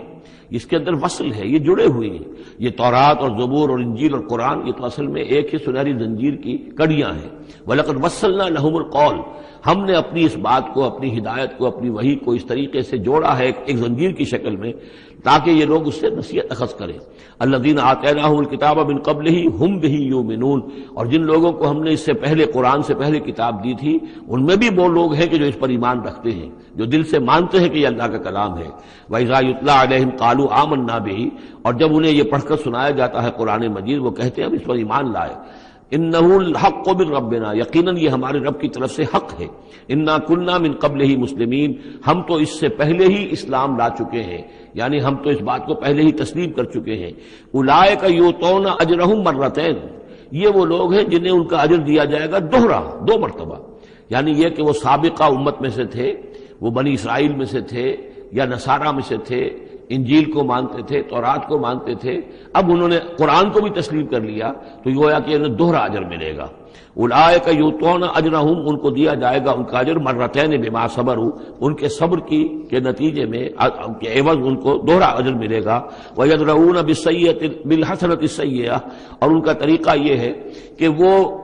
دفع کرتے ہیں اچھائی کے ذریعے سے برائی کو. مما رزقناہم ينفقون، اور جو کچھ ہم نے انہیں دیا اس میں سے خرچ کرتے ہیں. وَإِذَا سَمِعُوا اللَّغْوَ أَعْرَضُوا عَنْهُ وَقَالُوا لَنَا أَعْمَالُنَا وَلَكُمْ أَعْمَالُكُمْ، اور جب انہوں نے سنی لغو باتیں تو انہوں نے کہا، انہوں نے اعراض کیا اور کہا ہمارے لیے ہمارے اعمال ہیں اور تمہارے لیے تمہارے اعمال ہیں. اس کے پس منظر میں ایک واقعہ ہے. یہ آپ کو معلوم ہے کہ جو پہلی ہجرت ہوئی تھی تو وہ ابیسینیا کی طرف تھی، حبشہ کی طرف تھی، تو وہاں کچھ لوگ ایمان لے آئے تھے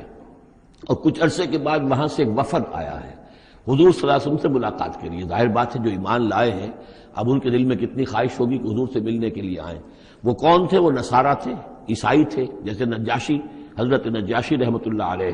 ہم انہیں صحابی نہیں مان سکتے اس لیے کہ حضور سے ملاقات نہیں ہوئی، لیکن تابعی تو ماننا پڑے گا کہ حضور کے صحابہ کو انہوں نے دیکھا ہے.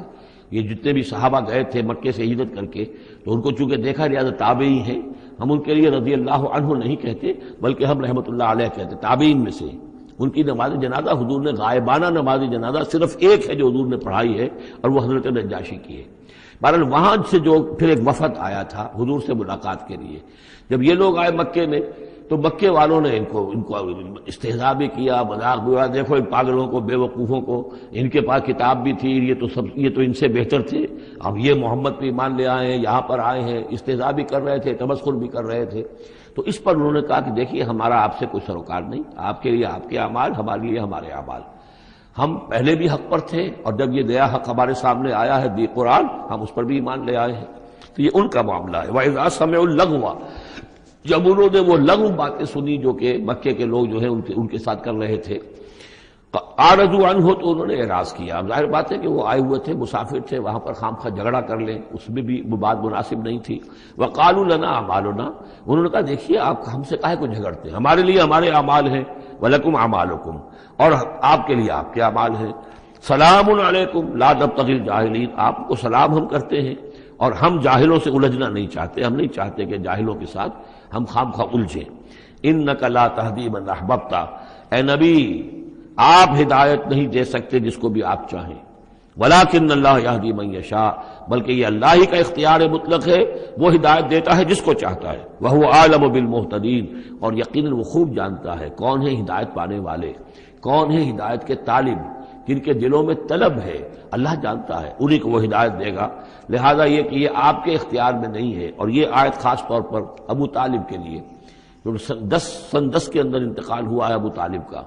اور یہ کہ اس وقت تک یہ ایمان نہیں لائے، اگرچہ حضور صلی اللہ علیہ وسلم نے بارہا چاہا کہ چچا جان آپ ایمان لے آئیے، آپ میرے کان میں ہی کلمہ پڑھ دیجیے اشہد ان لا الہ الا اللہ و اشہد ان محمد رسول اللہ، تاکہ میں اللہ کی گواہی دے سکوں. لیکن یہ کہ بہرحال وہ دنیا سے محروم گئے. لیکن یہ کہ میں ادب کے ساتھ ان کا نام اس لیے لے رہا ہوں کہ حضور پر یقیناً ان کا احسان ہے،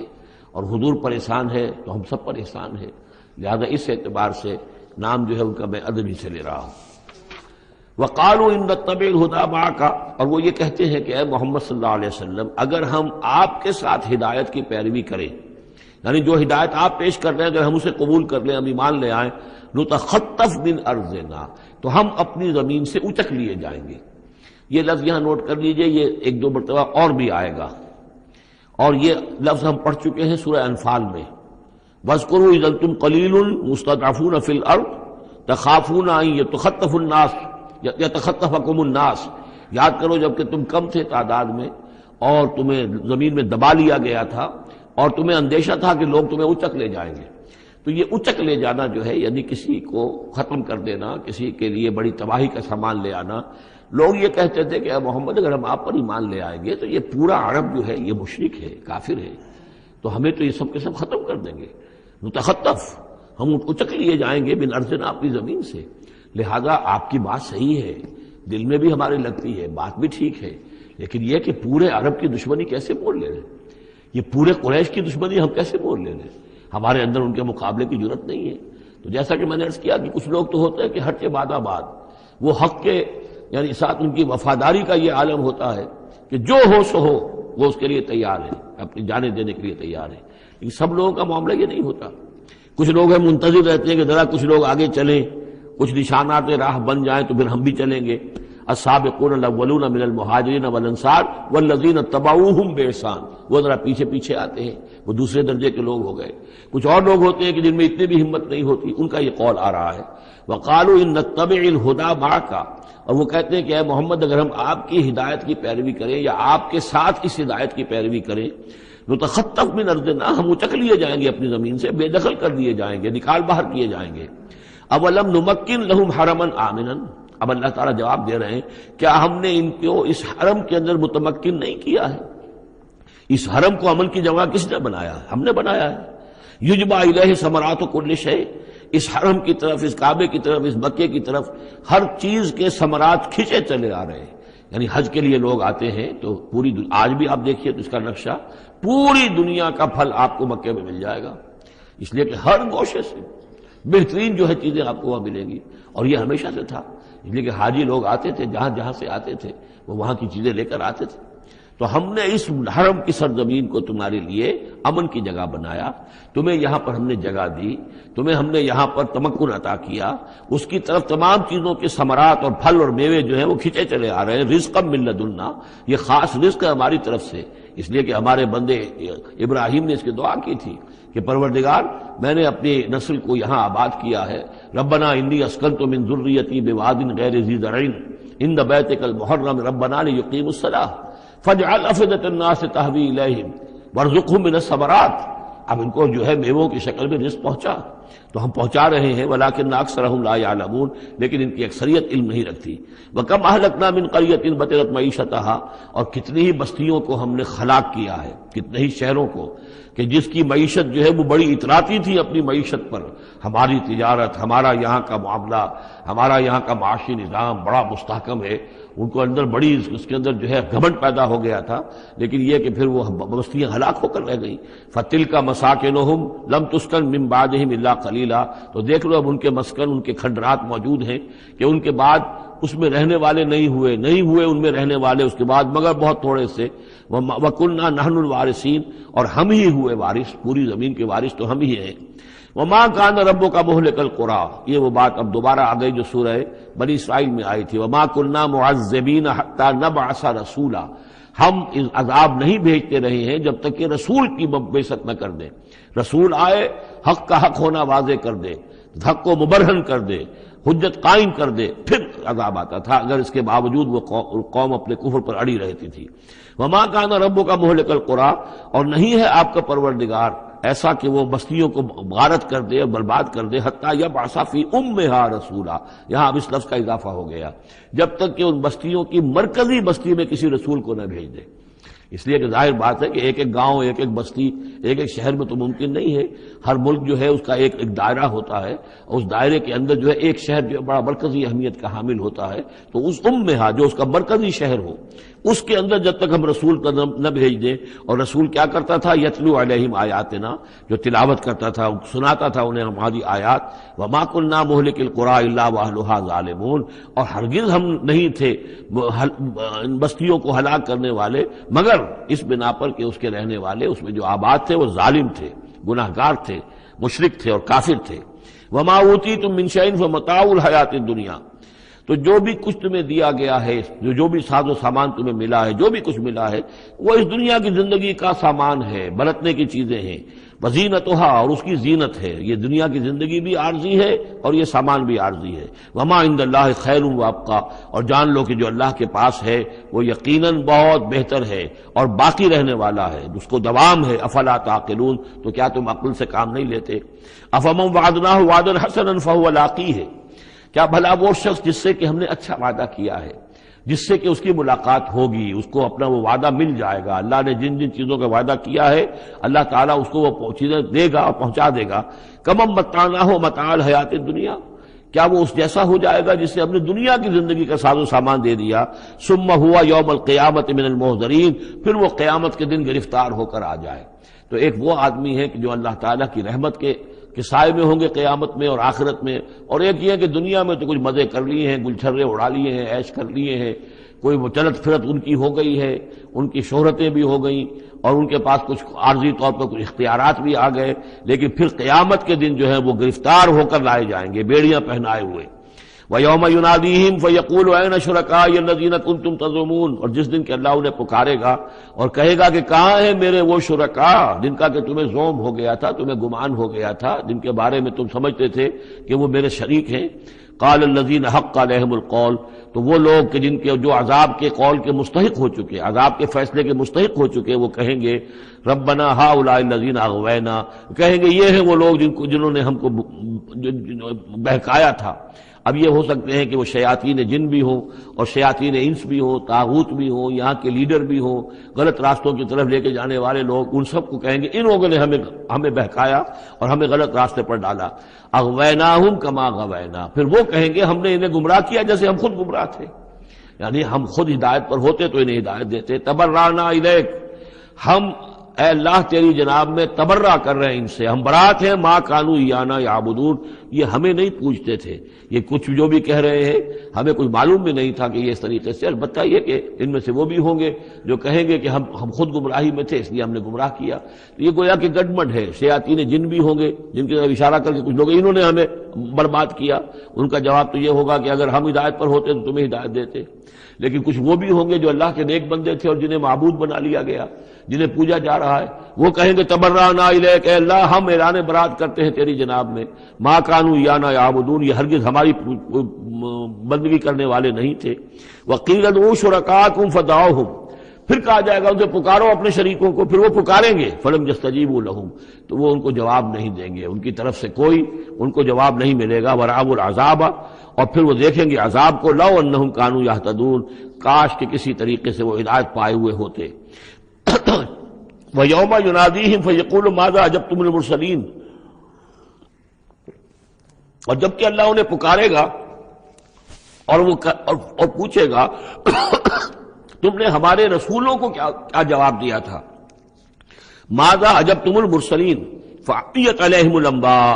پھر ان پر اندھے ہو جائیں گے، اس وقت باتیں اب نہیں کر سکیں گے، کوئی بات نہیں کہہ سکیں گے، یومئذ فہم لا یتساءلون، اور پھر وہ آپس میں پوچھیں گے بھی نہیں، حق واضح ہو جائے گا، جواب کیا دیں گے؟ رسولوں کی بات نہیں مانی تھی، رسولوں کا استہزاء کیا تھا، تمسخر کیا تھا، تو اب اس کا جواب کیا دیں؟ فَأَمَّا مَن تَابَ وَآمَنَ وَعَمِلَ صَالِحًا، تو جو ایمان لایا اور جس نے توبہ کی اپنے شرک سے اور کفر سے، من تاب و آمن، اور جو ایمان لایا، وعمل صالحا، اور جس نے نیک اعمال کیے، فعسى ان یکون من المفلحین، تو اس کی امید ہے کہ وہ فلاح پانے والوں میں سے ہوگا۔ وربک یخلق ما یشاء ویختار، اور آپ کا پروردگار جو چاہتا ہے پیدا کرتا ہے، اور جس چیز کو چاہتا ہے اختیار کر لیتا ہے۔ مخلوق ساری اسی کی ہے، اس مخلوق میں سے جس کو چاہا اس نے چن لیا اور رسول بنا لیا۔ اللہ یصطفی من الملائکۃ رسلا ومن الناس، اللہ چن لیتا ہے فرشتوں میں سے بھی اپنے پیغامبر اور ایلچی، اور انسانوں میں سے بھی۔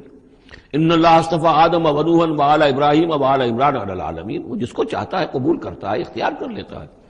وربک یخلق ما یشاء ویختار ما کان لهم الخیرہ، ان کے ہاتھ میں کوئی اختیار نہیں ہے، ان کے پاس کوئی آپشن نہیں ہے۔ سبحان اللہ وتعالی عما یشرکون، یہ تو اللہ تعالیٰ ہی ہے جو جس کی ذات بلند و بالا ہے، اور یہ تمام شرک جو یہ کر رہے ہیں ان تمام اوہام سے اور ان کے من گھڑت عقیدوں سے، وہ وراء الورا ہے، وراء الورا ہے، منزہ ہے، اعلیٰ ہے، عرفہ ہے۔ وَرَبُّكَ يَعْلَمُ مَا تُكِنُّ صُدُورُهُمْ وَمَا يُعْلِنُونَ، اور آپ کا رب خوب جانتا ہے جو کچھ کہ ان کے سینے چھپائے ہوئے ہیں اپنے اندر، جو بھی ان کے اندر ہے، یعنی اندر تو ان کے گواہی موجود ہے کہ یہ قرآن حق ہے، محمد حق ہے، یہ بات جو آ رہی ہے صحیح ہے، دل گواہی دے رہا ہے، لیکن اپنی ضد اور ہٹ درمی کی وجہ سے اسے چھپائے ہوئے ہیں۔ اپنے اس ایمان کو تو انہوں نے چھپا کر رکھا ہوا ہے، اور ظاہر کر رہے ہیں، اعتراضات کر رہے ہیں، یہ کر رہے ہیں کیوں نہیں دیا گیا ویسا ہی جیسا کہ موسیٰ کو دیا گیا تھا، کیوں نہیں کوئی نشانی ان کو دی جاتی۔ وَرَبُّكَ يَعْلَمُ مَا تُكِنُّ صُدُورُهُمْ وَمَا يُعْلِنُونَ، اور آپ کا رب خوب جانتا ہے جو کچھ کہ ان کے سینے چھپائے ہوئے ہیں اپنے اندر، اور جو کچھ کہ ظاہر کر رہے ہیں۔ وَهُوَ اللَّهُ لَا إِلَٰهَ إِلَّا هُوَ، اور وہی ہے اللہ جس کے سوا کوئی الہ نہیں ہے۔ لَهُ الْحَمْدُ فِي الْأُولَىٰ وَالْآخِرَةِ، اسی کے لیے حمد ہے، تعریف ہے، دنیا میں بھی آخرہ میں بھی۔ یہاں آخرت کے مقابلے میں اولا، پہلی زندگی ہماری یہ زندگی دنیا کی ہے، آخرہ وہ ہماری پچھلی زندگی ہے۔ لہ الحمد فی الاولی والآخرہ، اسی کے لیے حمد ہے، تعریف ہے، ثنا ہے، دنیا میں بھی اور آخرت میں بھی۔ وَلَهُ الْحُكْمُ، اسی کے لیے حکم ہے، حاکمیت اسی کی ہے، حکم دینے کا اختیار اسی کو حاصل ہے، حلال اور حرام کا اسی کے پاس اختیار ہے کہ جس شخص کو چاہے وہ حلال قرار دے اور جس شے کو چاہے حرام قرار دے۔ وَإِلَيْهِ تُرْجَعُونَ، اور اسی کی طرف تمہیں لوٹ کر جانا ہے۔ قُلْ أَرَأَيْتُمْ إِنْ جَعَلَ اللَّهُ عَلَيْكُمُ اللَّيْلَ سَرْمَدًا، کہیے ان سے کہ ذرا سوچا تم نے کبھی اگر اللہ تعالیٰ تم پر رات کر دے ہمیشہ کے لیے، رات ہی رات رہے، الی یوم القیامہ، قیامت کے دن تک، من الہ غیر اللہ یاتیکم بضیاء، کون ہے وہ الہ، کون سا معبود ہے اللہ کے سوا جو تمہارے لیے روشنی لے آئے گا، کہاں سے لے آئے گا؟ افلا تسمعون، تو کیا تم سنتے نہیں ہو؟ قل ارأیتم ان جعل اللہ علیکم النہار سرمدا، کیا تم نے کبھی غور کیا اگر اللہ تعالیٰ تم پر دن کو ہی ہمیشہ کے لیے دن ہی کو قائم کر دے، پوری قیامت کے دن تک دن ہی رہے، رات نہ آئے، من الہ غیر اللہ یاتیکم بلیل تسکنون فیہ، کون سا وہ الہ ہے اللہ کے سوا کہ جو تمہارے لیے رات لے آئے گا جس میں کہ تم سکون حاصل کر سکو؟ یہ دن جو ہے اگر مسلسل ہو تو واقعہ ہے کہ زندہ رہنا ممکن نہ رہے۔ افلا تبصرون، تو کیا تم دیکھتے نہیں ہو؟ ومن رحمتہ جعل لکم اللیل والنہار،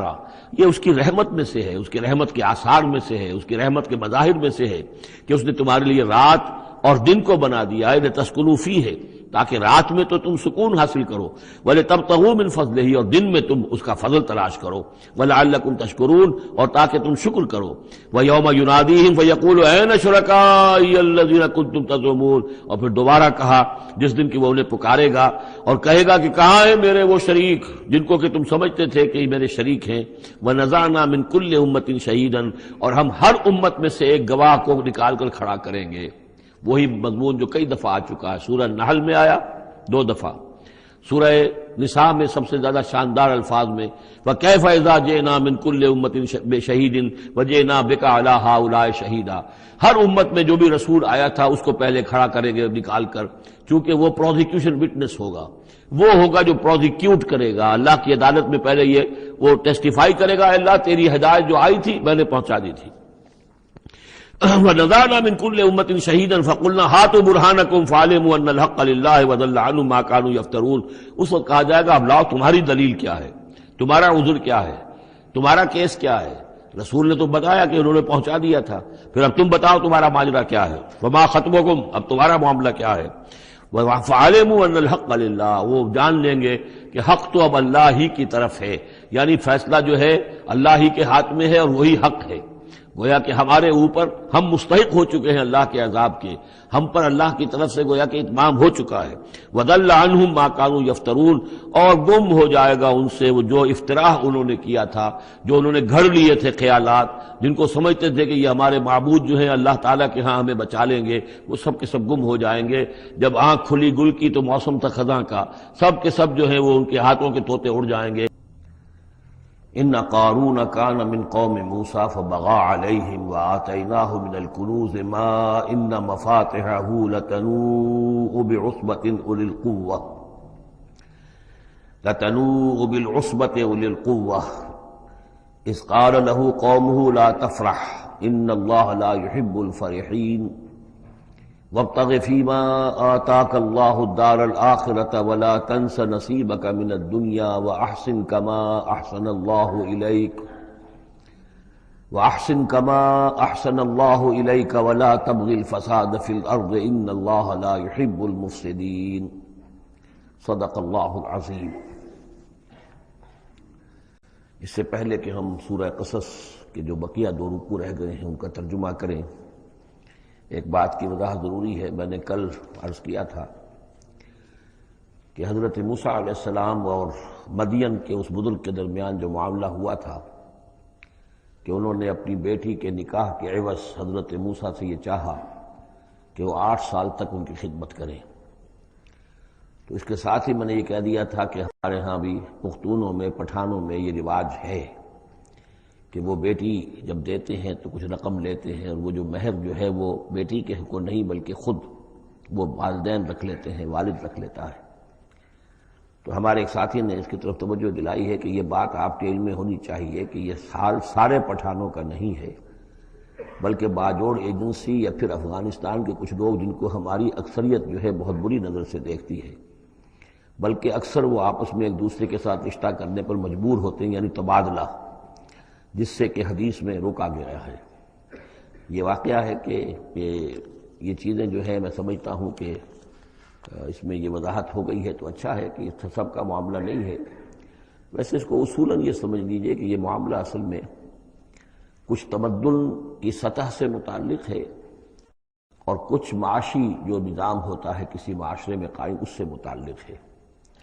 آپ کو معلوم ہے کہ ڈیمانڈ اینڈ سپلائی کا معاملہ جو ہے معاش کے میدان میں بڑی بنیادی اہمیت کا حامل ہے۔ اگر کسی کوموڈٹی کی کسی جنس کی ڈیمانڈ زیادہ ہو، سپلائی کم ہو، قیمت بڑھ جائے گی، اور سپلائی زیادہ ہے ڈیمانڈ کم ہے قیمت گھٹ جائے گی۔ تو اکثر و بیشتر یہ ہوتا ہے کہ جو معاشرے ابھی تمدنی اعتبار سے ذرا پسماندہ ہوتے ہیں، دنیا انہیں سمجھتی ہے غیر مہذب، لیکن وہ زیادہ مہذب ہوتے ہیں مہذب لوگوں کے مقابلے میں۔ ان کے ہاں انسانی کردار زیادہ ہوتا ہے، سچ بولنے کا معاملہ، ایفاء عہد کا معاملہ، زبان دے دی ہے تو اب پیچھے نہیں ہٹنا ہے، اور یہ کہ مہمان آیا ہے تو چاہے خود بھوکے رہ لینا ہے، اس کو کھلانا ہے۔ یہ جو ابھی جو لوگ مہذب نہیں ہوئے ہوتے، اس معنی میں کہہ رہا ہوں جس معنی میں کہ آج کل یہ لفظ استعمال ہوتا ہے، جو ابھی گویا کہ تمدنی ارتقاء کے نچلے مراحل میں ہوتے ہیں، ان میں یہ چیزیں آپ کو زیادہ ملیں گی۔ اور دوسری بات یہ ملے گی کہ ان میں مردوں کی تعداد زیادہ ہوتی ہے، عورتوں کی تعداد بہت کم ہوتی ہے۔ اب ظاہر بات ہے جب عورتوں کی تعداد کم ہوتی ہے تو اب ان کے لیے معاملہ وہی بن جاتا ہے کہ رشتوں کا، جیسا کہ پھر جب کسی ملک کسی معاشرے میں جب تہذیب آ جاتی ہے، جس کو ہم جدید معنی میں تہذیب کہتے ہیں، شہریت آ گئی، شہروں میں رہنے لگے، وہ تہذیب، تعلیم بڑھ گئی، اب آپ دیکھیں گے کہ مرد بالعموم ویسے بھی کمزور ہو جاتے ہیں، ان کے قوا اس طرح کے تو نہیں رہتے جیسے کہ اس معاشرے میں ہوتے ہیں جو ابھی قبائلی دور میں ہے، یا کہیں کسی پہاڑی علاقے میں رہ رہے ہیں یا صحرائی علاقے میں رہ رہے ہیں۔ اور یہ کہ مردوں کی تعداد پھر کم ہوتی جاتی ہے، عورتوں کی بڑھ جاتی ہے۔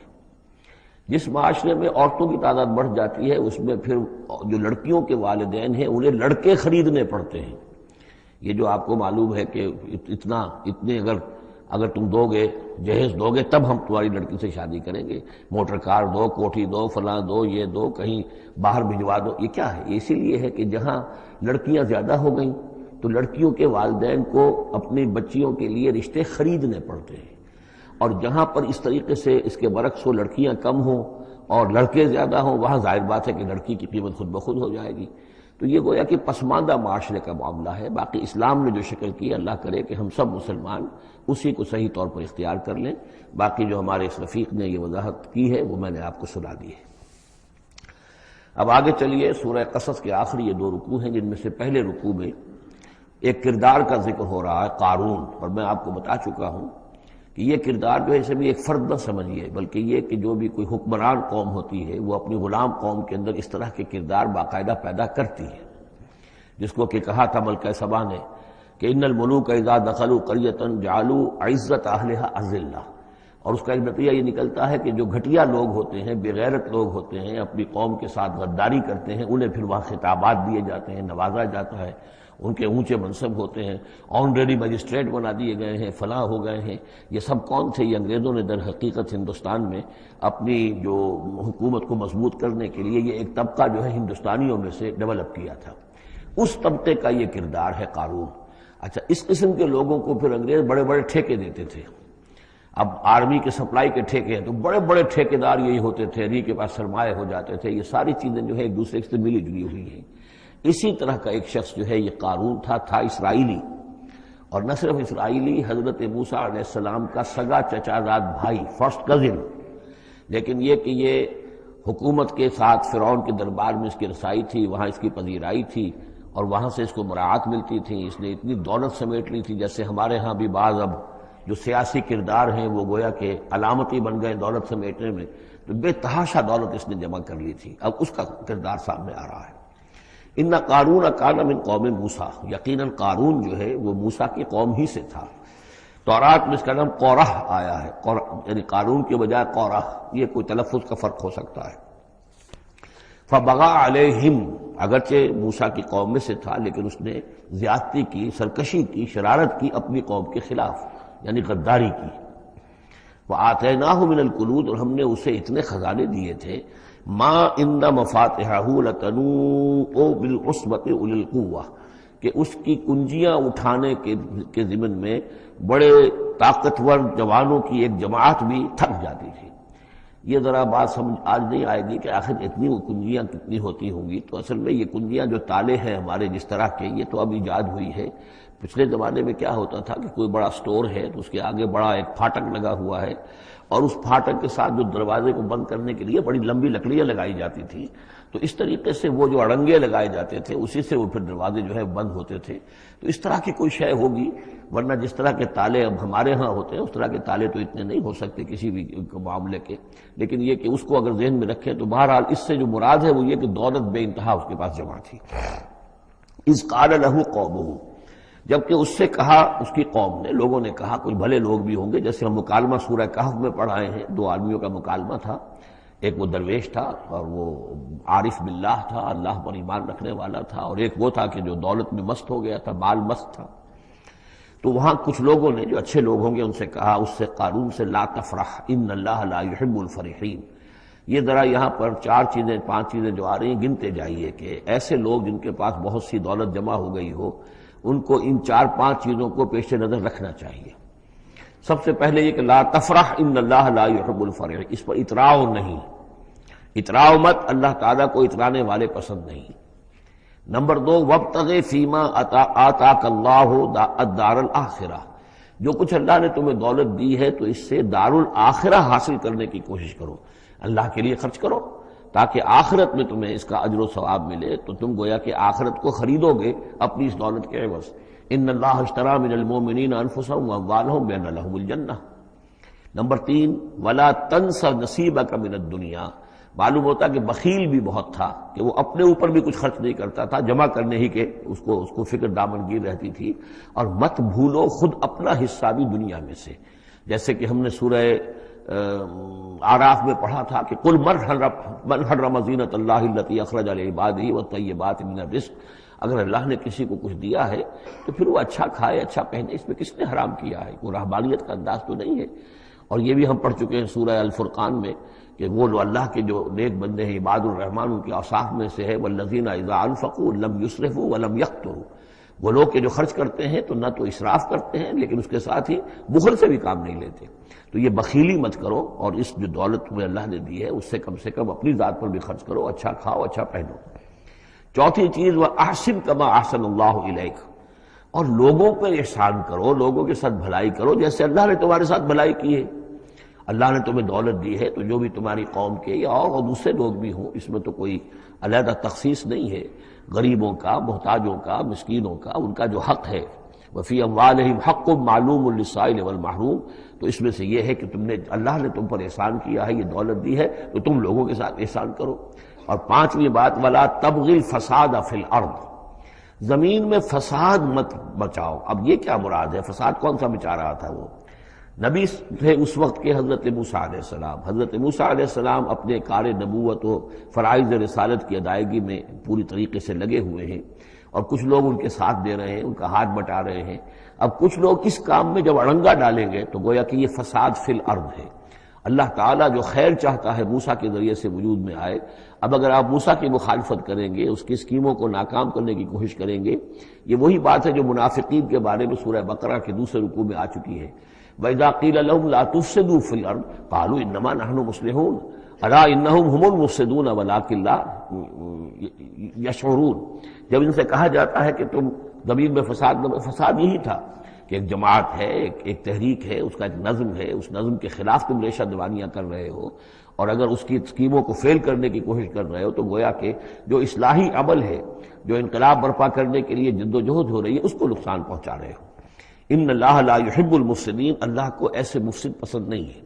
تو یہ 5 چیزیں گن لیجئے۔ نمبر 1 لا تفرح ان اللہ لا يحب الفرحین۔ نمبر 2 وابتغ فیما آتاک اللہ الدار الآخرہ، جو کچھ اللہ نے دیا ہے اس سے آخرت کا گھر حاصل کرنے کی کوشش کرو، یعنی انفاق فی سبیل اللہ، اللہ کی راہ میں صرف کرنا۔ نمبر 3 ولا تنس نصیبک من الدنیا، خود دنیا سے بھی تم بھی اپنا حصہ حاصل کرو، اچھا کھاؤ اچھا پہنو۔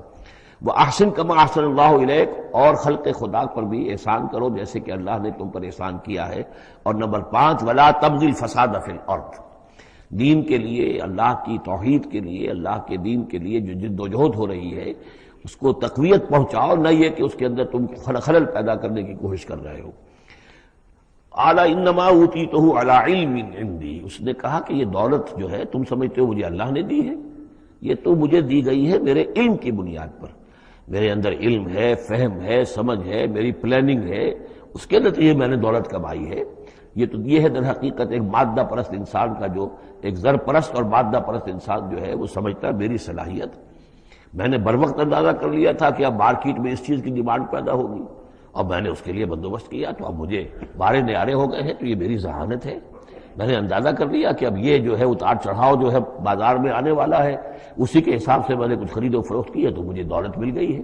تو اوتیتہ علی علم عندی، میرے پاس علم ہے، اس کی بدولت مجھے یہ سب کچھ دیا گیا ہے، مجھے یہ ملا ہے، میں نے کمایا ہے۔ اولم یعلم، کیا وہ جانتا نہیں کہ ان اللہ قد اہلک من قبلہ من القرون، کہ اللہ تعالیٰ نے اس سے پہلے بہت سی قوموں کو ہلاک کیا، من ہوا اشد منہ قوۃ، جو اس سے کہیں بڑھ کر تھی طاقت میں بھی، وہ اکثر و جمعا، اور جن کے پاس مال و اسباب دنیاوی اور دولت کے انبار بھی ان سے زیادہ جمع تھے۔ ولا يسأل عن ذنوبهم المجرمون، اور اللہ تعالیٰ کو اس کی ضرورت پیش نہیں آئے گی کہ مجرموں سے ان کے جرم پوچھے۔ یعنی اللہ تعالیٰ کے پاس تو پورا حساب کتاب موجود ہے، اعمال نامے موجود ہیں، اسے کسی سے پوچھنے کی ضرورت نہیں ہوگی کہ تم کیا جرائم کر کے آئے ہو. تو یہ تو گویا کہ از خود اللہ کے علم میں ہے، اور اظہر من الشمس ہوگا. یہی بات سورہ رحمان میں آئے گی، فَيَوْمَئِذٍ لَا يُسْأَلُ عَنْ ذَنبِهِ إِنسٌ وَلَا جَانٌ. کسی بھی انسان سے اور کسی بھی جن سے پوچھنے کی ضرورت نہیں ہوگی، بلکہ یہ کہ در حقیقت ان کے تو ماتھے پر لکھا ہوا ہوگا، یعرف المجرمون بسیماہم فیؤخذ بالنواصی والاقدام. مجرم تو اپنے پیشانیوں سے پہچان لیے جائیں گے، اور یہ کہ پھر ان کو سر کے بالوں سے اور ادھر سے قدموں سے دو طرف سے پکڑ کر، ادھر سے سر کے بال اور ادھر سے پاؤں پکڑ کر اور ٹاس کر دیا جائے گا جہنم کے اندر. تو قال انما اوتیتہ علی علم عندی اولم یعلم ان اللہ قد اہلک من قبلہ من القرون من هو اشد منہ قوۃ واکثر جمعا ولا یسأل عن ذنوبہم المجرمون فخرج علی قومہ فی زینتہ. اب ایک دن ایسا ہوا کہ وہ نکلا اپنے پورے ٹھاٹھ باٹھ کا اظہار کرتے ہوئے، خدم و حشم کو لیے ہوئے، بیش قیمت کپڑے اور خلعتیں پہنی ہوئی، اور سواری کے اوپر اپنی دولت کا بھی مظاہرہ کرتے ہوئے. قال الذین یریدون الحیاۃ الدنیا. تو اب جو اس معاشرے میں وہ لوگ تھے کہ جن کی نگاہوں میں خود ان کی اپنی نگاہوں میں بھی دنیا کی زندگی کھبی ہوئی تھی، اور جو چاہتے تھے، طالب تھے دنیا ہی کے، یا لیت لنا مثل اوتی قارون. وہ انہوں نے کہا کاش کہ ہمیں بھی یہ ساری چیزیں ملیں جو قارون کو ملی ہیں، جو کچھ دیا گیا ہے، اسے جو دولت دی گئی ہے، اس کے پاس جو ثروت ہے، اور اس کو جو اللہ تعالیٰ نے اس کے اوپر نعمتوں کی بارش کی ہے، کاش ہم پر بھی ہو. انہ لذو حظ عظیم. یہ تو بہت ہی نصیب والا ہے، بہت خوش قسمت انسان ہے یہ قارون. کتنا اس کی جو ہے سمجھیے کہ خوش بخت انسان ہے کہ اس پر اللہ کی اتنی نظر کرم ہے اور اتنی دولت اس نے کمائی ہے. ظاہر بات ہے کہ دولت مندوں کی دولت نظر آتی ہے، یہ لوگوں کو پتہ نہیں ہوتا یہ کمایا انہوں نے کس طور سے ہے. وقال الذین اوتوا العلم. اور کہا ان لوگوں نے کہ جنہیں علم دیا گیا تھا، جو صاحب علم و فہم تھے، جنہیں معلوم تھا اصل حقیقت.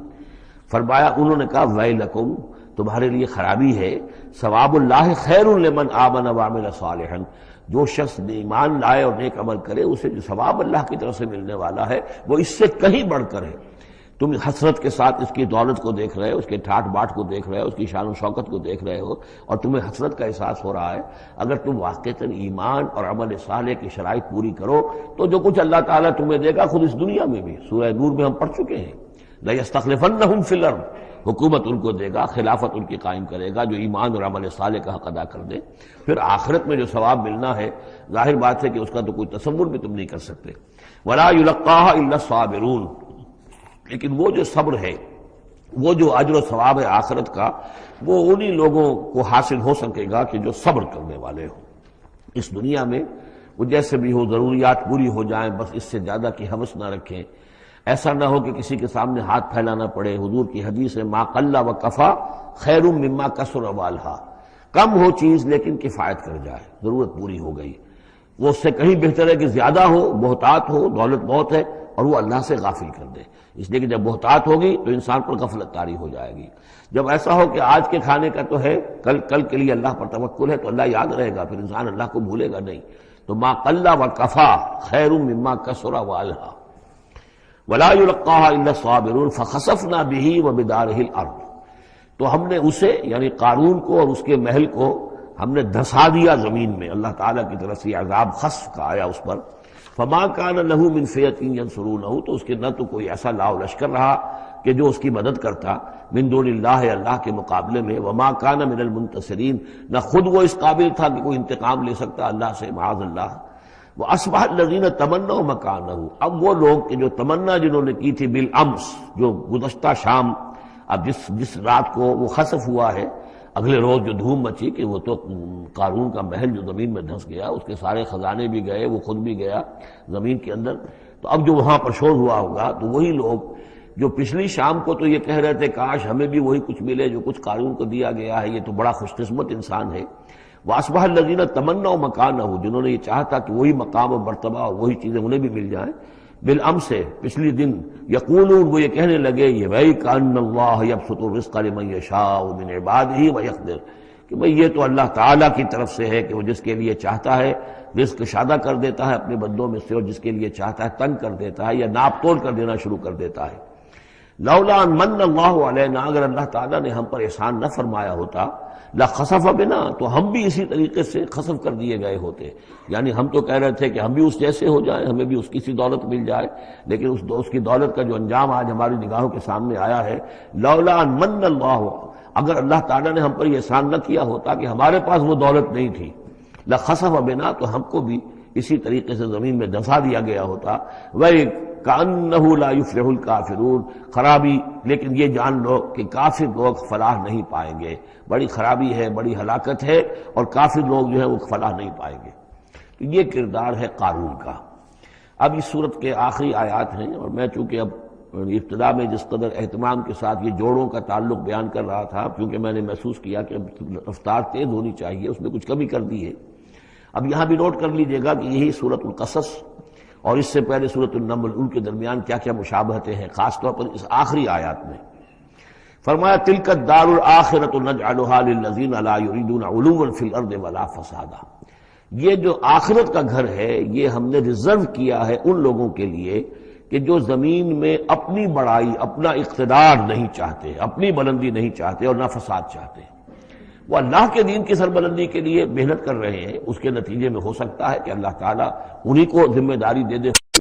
لیکن وہ طالب نہیں ہے حکومت کے، وہ اپنی سربلندی کے طالب نہیں ہے. اس سے زمین و آسمان کا فرق ہے کہ ایک ہے کہ آپ کسی نظریے کے لیے کام کر رہے ہیں. اب نظریے میں اگر آپ کی جد و جہد ہے، انقلاب میں آپ کامیاب ہو گئے تو ظاہر بات ہے کہ پھر انقلاب کے بعد ذمہ داری سنبھالنی پڑے گی. محمد رسول اللہ صلی اللہ علیہ وسلم ہی کو مدینے کی اس چھوٹی سی شہری ریاست جو وجود میں آئی تھی، آخر اس کی ذمہ داری سنبھالنی پڑی. حالانکہ آپ خدا نخواستہ کوئی اقتدار کے طالب یا اقتدار کے بھوکے تو نہیں ہو سکتے تھے، لیکن یہ ہے کہ طلب جو ہے وہ اللہ جانتا ہے دل میں کس کے طلب ہے. اگر کوئی ذاتی طور پر اقتدار کا خواہاں ہے اور چاہتا ہے کہ میرا نام اونچا ہو جائے اور مجھے اختیار مل جائے اور میرا اقتدار ہو، تو وہ شخص اللہ تعالیٰ کے ہاں ڈسکوالیفائی ہو جاتا ہے. یہ پھر اللہ کے گھر کے لیے نہیں ہے. اللہ کا گھر جو ہے تلک الدار الآخرہ، یہ تو ہم نے رکھا ہوا ہے خاص طور پر مخصوص کر کے، ریزرو کر کے، للذین لا یریدون علوا فی الارض، جو زمین میں اپنے اقتدار کے خواہاں نہیں ہیں، ولا فسادا، نہ زمین میں فساد بچانا چاہتے ہیں، والعاقبۃ للمتقین، اور عاقبت یعنی پچھلا گھر جو ہے، عاقبت کی پچھلی زندگی جو ہے یقیناً یہ اہل تقویٰ کے لیے، اس کی بھلائیاں، اس کے محاسن، اس کا عیش اور آرام وہ اللہ تعالیٰ نے اپنے متقی بندوں کے لیے خاص کیا ہے. من جاء بالحسنۃ فلہ خیر منہا، یہ آیت میں آئی ہے سورہ نمل کے بھی آخری حصے میں. جو کوئی شخص کوئی نیکی لے کر آئے گا تو اسے بدلہ ملے گا اس سے بہتر. ومن جاء بالسیئۃ، اور جو کوئی بدی لے کر آئے گا فلا یجزی الذین عملوا السیئات الا ما كانوا یعملون، تو وہ لوگ کہ جو ان برائیوں کا ارتکاب کر رہے ہیں انہیں بدلہ نہیں دیا جائے گا مگر وہی جو کچھ کہ وہ کر کے لائے. مطلب یہ کہ اللہ تعالیٰ کی طرف سے اضافہ نہیں ہوگا، جتنے جرم کیے ہیں اتنی ہی سزا. لیکن اہل ایمان اور اہل صلاح جو ہیں ان کی نیکیوں میں اللہ تعالیٰ 10 گنا دے، 700 گنا دے، اس سے بھی بڑھا دے، یضاعف لمن یشاء. تو یہ اللہ تعالیٰ کی مرضی ہے، جتنا چاہتا ہے دیتا. خیر منہا، بہرحال جو کچھ کر کے لے جاؤ گے اس سے بہتر ملے گا. الا ما لا یجزی الذین عملوا السیئات الا ما كانوا یعملون، انہیں وہی کچھ ملے گا جو کچھ کہ وہ عمل کر کے لائے تھے. ان الذی فرض علیک القرآن لرادک الی معاد، سورہ نمل میں آیا تھا کہ مجھے وَأُمِرْتُ أَنْ أَتْلُوَ الْقُرْآنَ، مجھے تو حکم دیا گیا میں قرآن سناتا رہوں، قرآن پڑھ کر تمہارے سامنے میں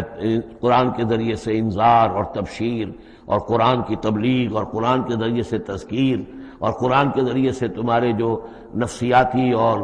روحانی روگ ہیں ان کی شفا کے لیے میں کوشش کرتا رہوں. میرا کام تو یہ ہے. ان اتلو القرآن، مجھے حکم دیا گیا میں قرآن کی تلاوت کرتا رہوں، تلاوت پڑھ کر قرآن تمہیں سناتا رہوں. اب یہاں اسی کو تعبیر کیا ان الذی فرض علیک القرآن، اے نبی جس ہستی نے آپ پر اس قرآن کی ذمہ داری ڈال دی ہے، اس کی تبلیغ آپ کے لیے فرض تھی. جیسے کہ ہم سورہ مائدہ میں آج پڑھا ہے، یا ایھا الرسول بلغ ما انزل الیک من ربک وان لم تفعل فما بلغت رسالتہ. اس قرآن کی تبلیغ کرنا آپ پر فرض ہے. اور جیسا کہ میں آپ کو بتا چکا ہوں، پھر آپ نے امت کے حوالے کر دی کہ اب امت کے فرض ہے. فَلْيُبَلِّغِ الشَّاهِدُ الْغَائِبَ، فَلْيُبَلِّغ یہ فعل امر ہے، اب لازم ہے کہ وہ پہنچائیں جو یہاں ہیں ان کو، جو یہاں نہیں ہے. اس طریقے سے یوں سمجھیے کہ ایک سلسلہ جو ہے وہ شروع کر دیا گیا. لیکن یہاں فرمایا جا رہا ہے نبی ان الذی فرض علیک القرآن، جس ہستی نے آپ پر یہ قرآن فرض کیا ہے، جس ہستی نے آپ پر قرآن کی ذمہ داری عائد کی ہے. یہی ذمہ داری اصل میں پھر جو ہم میں سے ہر ایک پر آتی ہے وہی ہے جو میرے کتابچے میں نے وضاحت کے ساتھ بیان کی ہے کہ وہ 5 ذمہ داریاں ہیں. اللہ قرآن پر ایمان جیسا کہ ایمان کا حق ہے، قرآن کی تلاوت جیسے کہ تلاوت کا حق ہے، قرآن کو سمجھنا جیسے کہ سمجھنے کا حق ہے، قرآن پر عمل جیسے کہ عمل کا حق ہے، پھر قرآن کی تبلیغ، قرآن کو عام کرنا.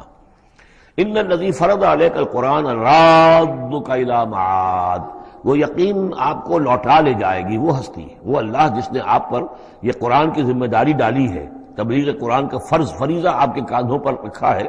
وہ یقیناً آپ کو پہنچائے گا بہت اچھی جگہ لوٹنے کی. معاد عاد یعود سے اس میں ظرف ہے، لوٹنا، لوٹنے کی جگہ.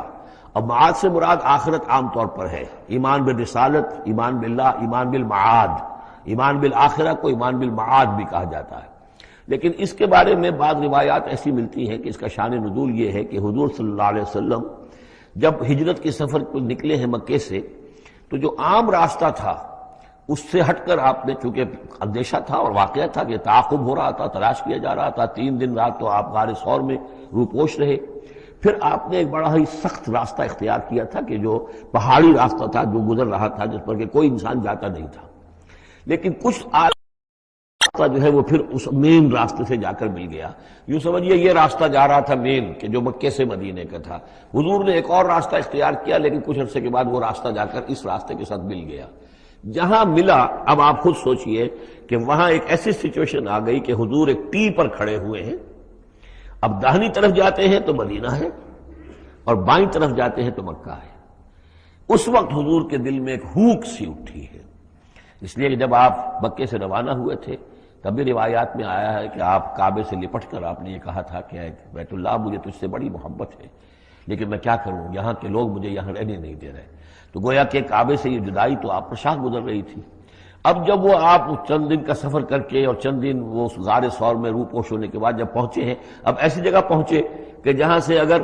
دائنی طرف جاتے ہیں تو یہ مدینے کی طرف راستہ جانا تو آپ کو ادھر ہی ہے، لیکن سامنے وہ راستہ آ گیا کہ جو مکے کی طرف جا رہا. تو آپ کے دل میں ایک ہوک سی اٹھی. اس وقت اللہ تعالیٰ نے آپ کے اطمینان کے لیے یہ آیت نازل کی کہ آپ گھبرائیے نہیں، مکے میں ہم آپ کو لوٹا کے لے آئیں گے، آپ یہیں پہنچیں گے، بڑی شان سے پہنچیں گے. اس وقت تو آپ کو نکلنے کے لیے جو ہے روپوش بھی ہونا پڑا ہے، آپ کا تعاقب بھی ہو رہا ہے، پھر وقت آئے گا کہ آپ ایک فاتح کی حیثیت سے داخل ہوں گے. تو یہ بھی اس کی ایک روایت چونکہ ہے تو یہ مفہوم بھی اس میں نکل سکتا ہے، لیکن عام طور پر یہ ہے، اس سے مراد میرے نزدیک یہی ہے کہ آپ کے لیے جیسے کہ سورۃ الضحیٰ میں کہا گیا ہے وَلَلْآخِرَةُ خَيْرٌ لَكَ مِنَ الْأُولَىٰ، اے نبی آپ کے لیے آخرت جو ہے اس دنیا سے کہیں بہتر ہے. لہذا آپ کے لیے تو یوں سمجھیے کہ جو اللہ لوٹا کر آپ کو لے جائے گا معاد میں، تو وہ معاد آپ کے لیے معادن، یہ گویا کہ یہ تفخیم کے لیے ہے نکرہ، بہت عمدہ جگہ لوٹانے کی، جس کے لیے یہ بھی کہا گیا عسیٰ ان یبعثک ربک مقاما محمودا، وہاں پر جو آپ کو مقام ملنا ہے مقام محمود، اور جو جنت حضور کی ہوگی جس کا کیا تصور کوئی کر سکتا ہے، تو ادھر اشارہ ہے. ان الذی فرض علیک القرآن رادک الی معاد قل ربی اعلم من جاء بالہدی، کہہ دیجئے کہ میرا رب خوب جانتا ہے کہ کون ہدایت لے کر آیا، کون راہ کی سوجھ لے کر آیا، کون ہدایت لے کر آیا، ومن هو فی ضلال مبین، اور کون وہ ہے کہ جو کھلی گمراہی میں پڑا ہوا ہے. وما كنت ترجو ان یلقى الیک الکتاب، اور اے نبی آپ کو تو کوئی توقع نہیں تھی کہ آپ کو کتاب دی جائے گی، کتاب القا کی جائے گی. یہی بات آئی ہے سورہ نمل کے اندر بھی وَإِنَّكَ لَتُلَقَّى الْقُرْآنُ مِن لَدُنْ حَكِيمٍ حَلِيمٍ، یہ قرآن تو آپ کو دیا گیا ہے، ایسا نہیں ہے کہ آپ متوقع تھے، آپ چاہتے تھے، آپ کو چلہ کشی کر رہے تھے کہ کوئی مجھے بھی کوئی روحانیت حاصل ہو جائے اور کوئی غیب کی میں تعلیم غیب کی معلومات حاصل کر لوں. معاذ اللہ آپ کا تو مزاج ہی وہ نہیں تھا.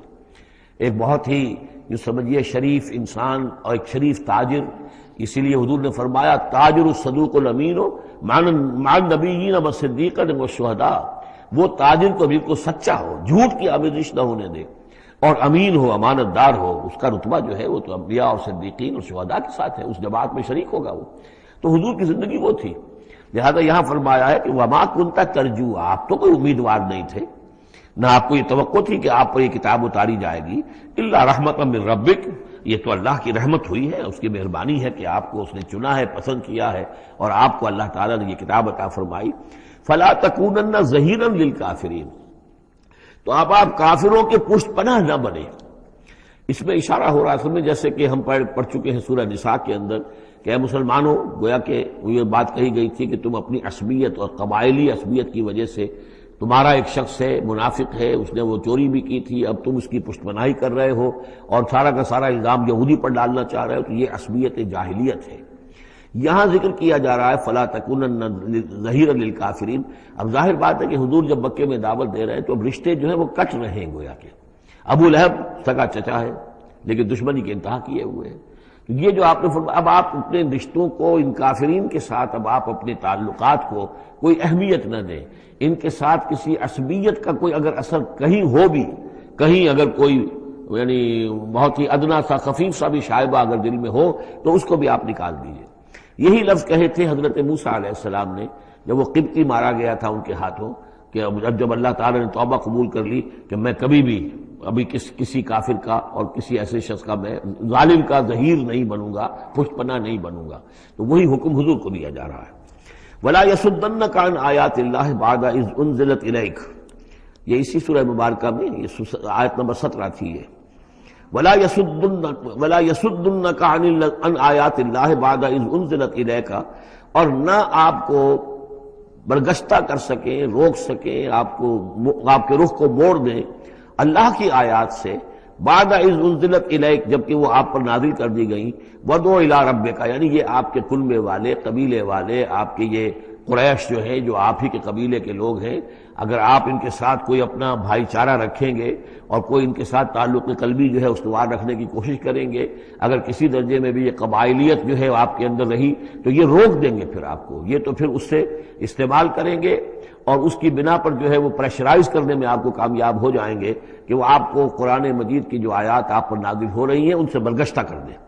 وَلَا يَصُدُّنَّكَ، اور نہ کرنے پائیں آپ کو برگشتہ اللہ کی آیات سے، بعد اذ انزلت الیک، اس کے بعد کہ وہ آپ پر نازل کر دی گئی ہیں، وَدْعُ إِلَىٰ رَبِّكَ، اور اپنے رب کی طرف دعوت دیتے رہیے، وَلَا تَكُونَنَّ مِنَ الْمُشْرِكِينَ، اور دیکھیے شرک سب سے گھناؤنا جرم ہے تو اس کا کوئی شائبہ بھی اپنے قریب بتانے دیجئے، وَلَا تَدْعُ مَعَ اللَّهِ إِلَٰهًا آخر، جیسا کہ میں نے بار بار عرض کیا ہے، اس میں خطاب تو ہوتا ہے بظاہر حضور سے واحد کے صیغے میں، لیکن یہ کہ یہ خطاب صرف حضور سے نہیں ہے بلکہ اصلاً اس کے مخاطب مسلمان ہیں حضور کے وساطت سے۔ وَلَا تَدْعُ مَعَ اللَّهِ إِلَٰهًا آخر، اور مت کسی کو پکارو اللہ کے ساتھ کسی اور الہ کو، لا الہ الا ہو، اس کے سوا کوئی معبود نہیں ہے، کل شیء ہالک الا وجہہ، ہر شے فنا میں ہے یا فنا ہو جائے گی سوائے اس کا چہرہ۔ اب یہ کہ اللہ کا چہرہ کون سا ہے، اور یہ کہ اگر اللہ کا چہرہ جو ہے صرف اس کے لیے فنا نہیں تو کیا اللہ کے لیے کوئی باقی اعضاء بھی ہیں، ان کے لیے فنا ہے؟ معاذ اللہ ثم معاذ اللہ۔ یہ آیات جیسا کہ میں نے عرض کیا کہ اللہ کی ذات سے متعلق ہوں، عالم سے متعلق ہوں، عالم غیب اور عالم آخرہ کی، ان کے بارے میں بس جتنا کچھ بتا دیا ہے اس کے اوپر اکتفا کی جائے، اس سے آگے منطق کے حوالے سے اس کا جو ہے لازم اور ملزوم کے ایک ایک قدم بڑھاتے نہ جائیں، تو اس میں یہ ہے کہ انسان جو پھر غلط راستے پر پڑ جائے گا۔ العجز عن درک ذات ادراک، حضرت ابوبکر صدیق نے فرمایا تھا اللہ تعالیٰ کی ذات تو وہ ہے کہ جب انسان یہ سمجھ لے کہ میں اس کی ذات کو نہیں سمجھ سکتا، بس یہی ادراک ہے، یہی معرفت ہے کہ اللہ کی ذات جو ہے وراء الورا ثم وراء الورا ثم وراء الورا، یہ الفاظ شیخ احمد سرہندی جن کو ہم مجدد الفسانی رحمۃ اللہ علیہ کے نام سے جانتے ہیں، وہ اپنے خطوط میں مکاتیب میں انہوں نے بار بار یہ الفاظ کہے، ذات باری تعالیٰ وراء الورا ثم وراء الورا ثم وراء الورا، اس کا کوئی تصور کسی انسان کے لیے ممکن نہیں ہے۔ لیکن یہ کہ ہر شے ہلاک ہو جانے والی ہے سوائے اللہ کے چہرے کے، ظاہر بات ہے کہ ہر شے کے لیے فنا ہے، اور یہاں پہ اکثر لوگوں نے پھر اس منہ سے مراد لیا پوری ہستی، جیسے کہ ہم بھی کسی کے منہ دیکھو کہ یہ کام کر رہا ہے تو گویا کہ کسی کے لیے، کسی کی رضا جوئی کے لیے کر رہا ہے، تو اس اعتبار سے گویا کہ ذات باری تعالیٰ تو ہے کہ جو ہمیشہ قائم رہنے والی ہے، اور یہاں اس کے چہرے سے مراد اس کی پوری ذات ہے۔ باقی جو کچھ ہے، اب جو ہمارے ہاں صوفیہ ہیں جو وحدت وجود کے قائل ہیں، وہ تو اب بھی سمجھتے ہیں کہ باقی جو کچھ ہے وہ ہے ہی نہیں، معدوم کے درجے میں ہے، اس کی کوئی حقیقت نہیں ہے۔ کل ما فی الکون وہم او خیال او وقوف فی المرایا او ظلال، جو بھی کچھ اس کائنات کے اندر ہے اللہ کی ذات کے سوا یا تو وہ وہم ہے، کل ما فی الکون وہم او خیال او وقوف فی المرایا، یا جیسے کہ شیشوں میں عکس نظر آتے ہیں، آئینہ قد آدم ہے، آپ اس کے سامنے کھڑے ہیں تو آپ پیچھے بھی نظر آ رہے ہیں اس کے، ہے تو نہیں آپ وہاں، جو جیسے کہ شیشے میں عکس ہوتا ہے کہ اس کا وجود کوئی نہیں، اسی طریقے سے یہ کائنات جو ہے اپنی اصل کے اعتبار سے معدوم کے درجے میں ہے۔ اور پھر یہ کہ یہ بھی ہمارا عقیدہ ہے کہ ہر شے فنا ہو جائے گی۔ لہ الحکم، اسی کے لیے ہے اختیار، بادشاہی، حکومت، وَإِلَيْهِ تُرْجَعُونَ، اور اسی کی طرف تم لوٹا دیے جاؤ گے۔ یہاں یہ 4 صورتیں جو تھیں اس سورہ اس گروپ کی، وہ میں نے عرض کیا تھا کہ 4 ایک مزاج کی ہیں، اور اب جو 4 ہیں وہ ایک مزاج کی ہیں، اور یہ چاروں اب شروع جو ہو رہی ہیں وہ الف لام میم سے ہو رہی ہیں۔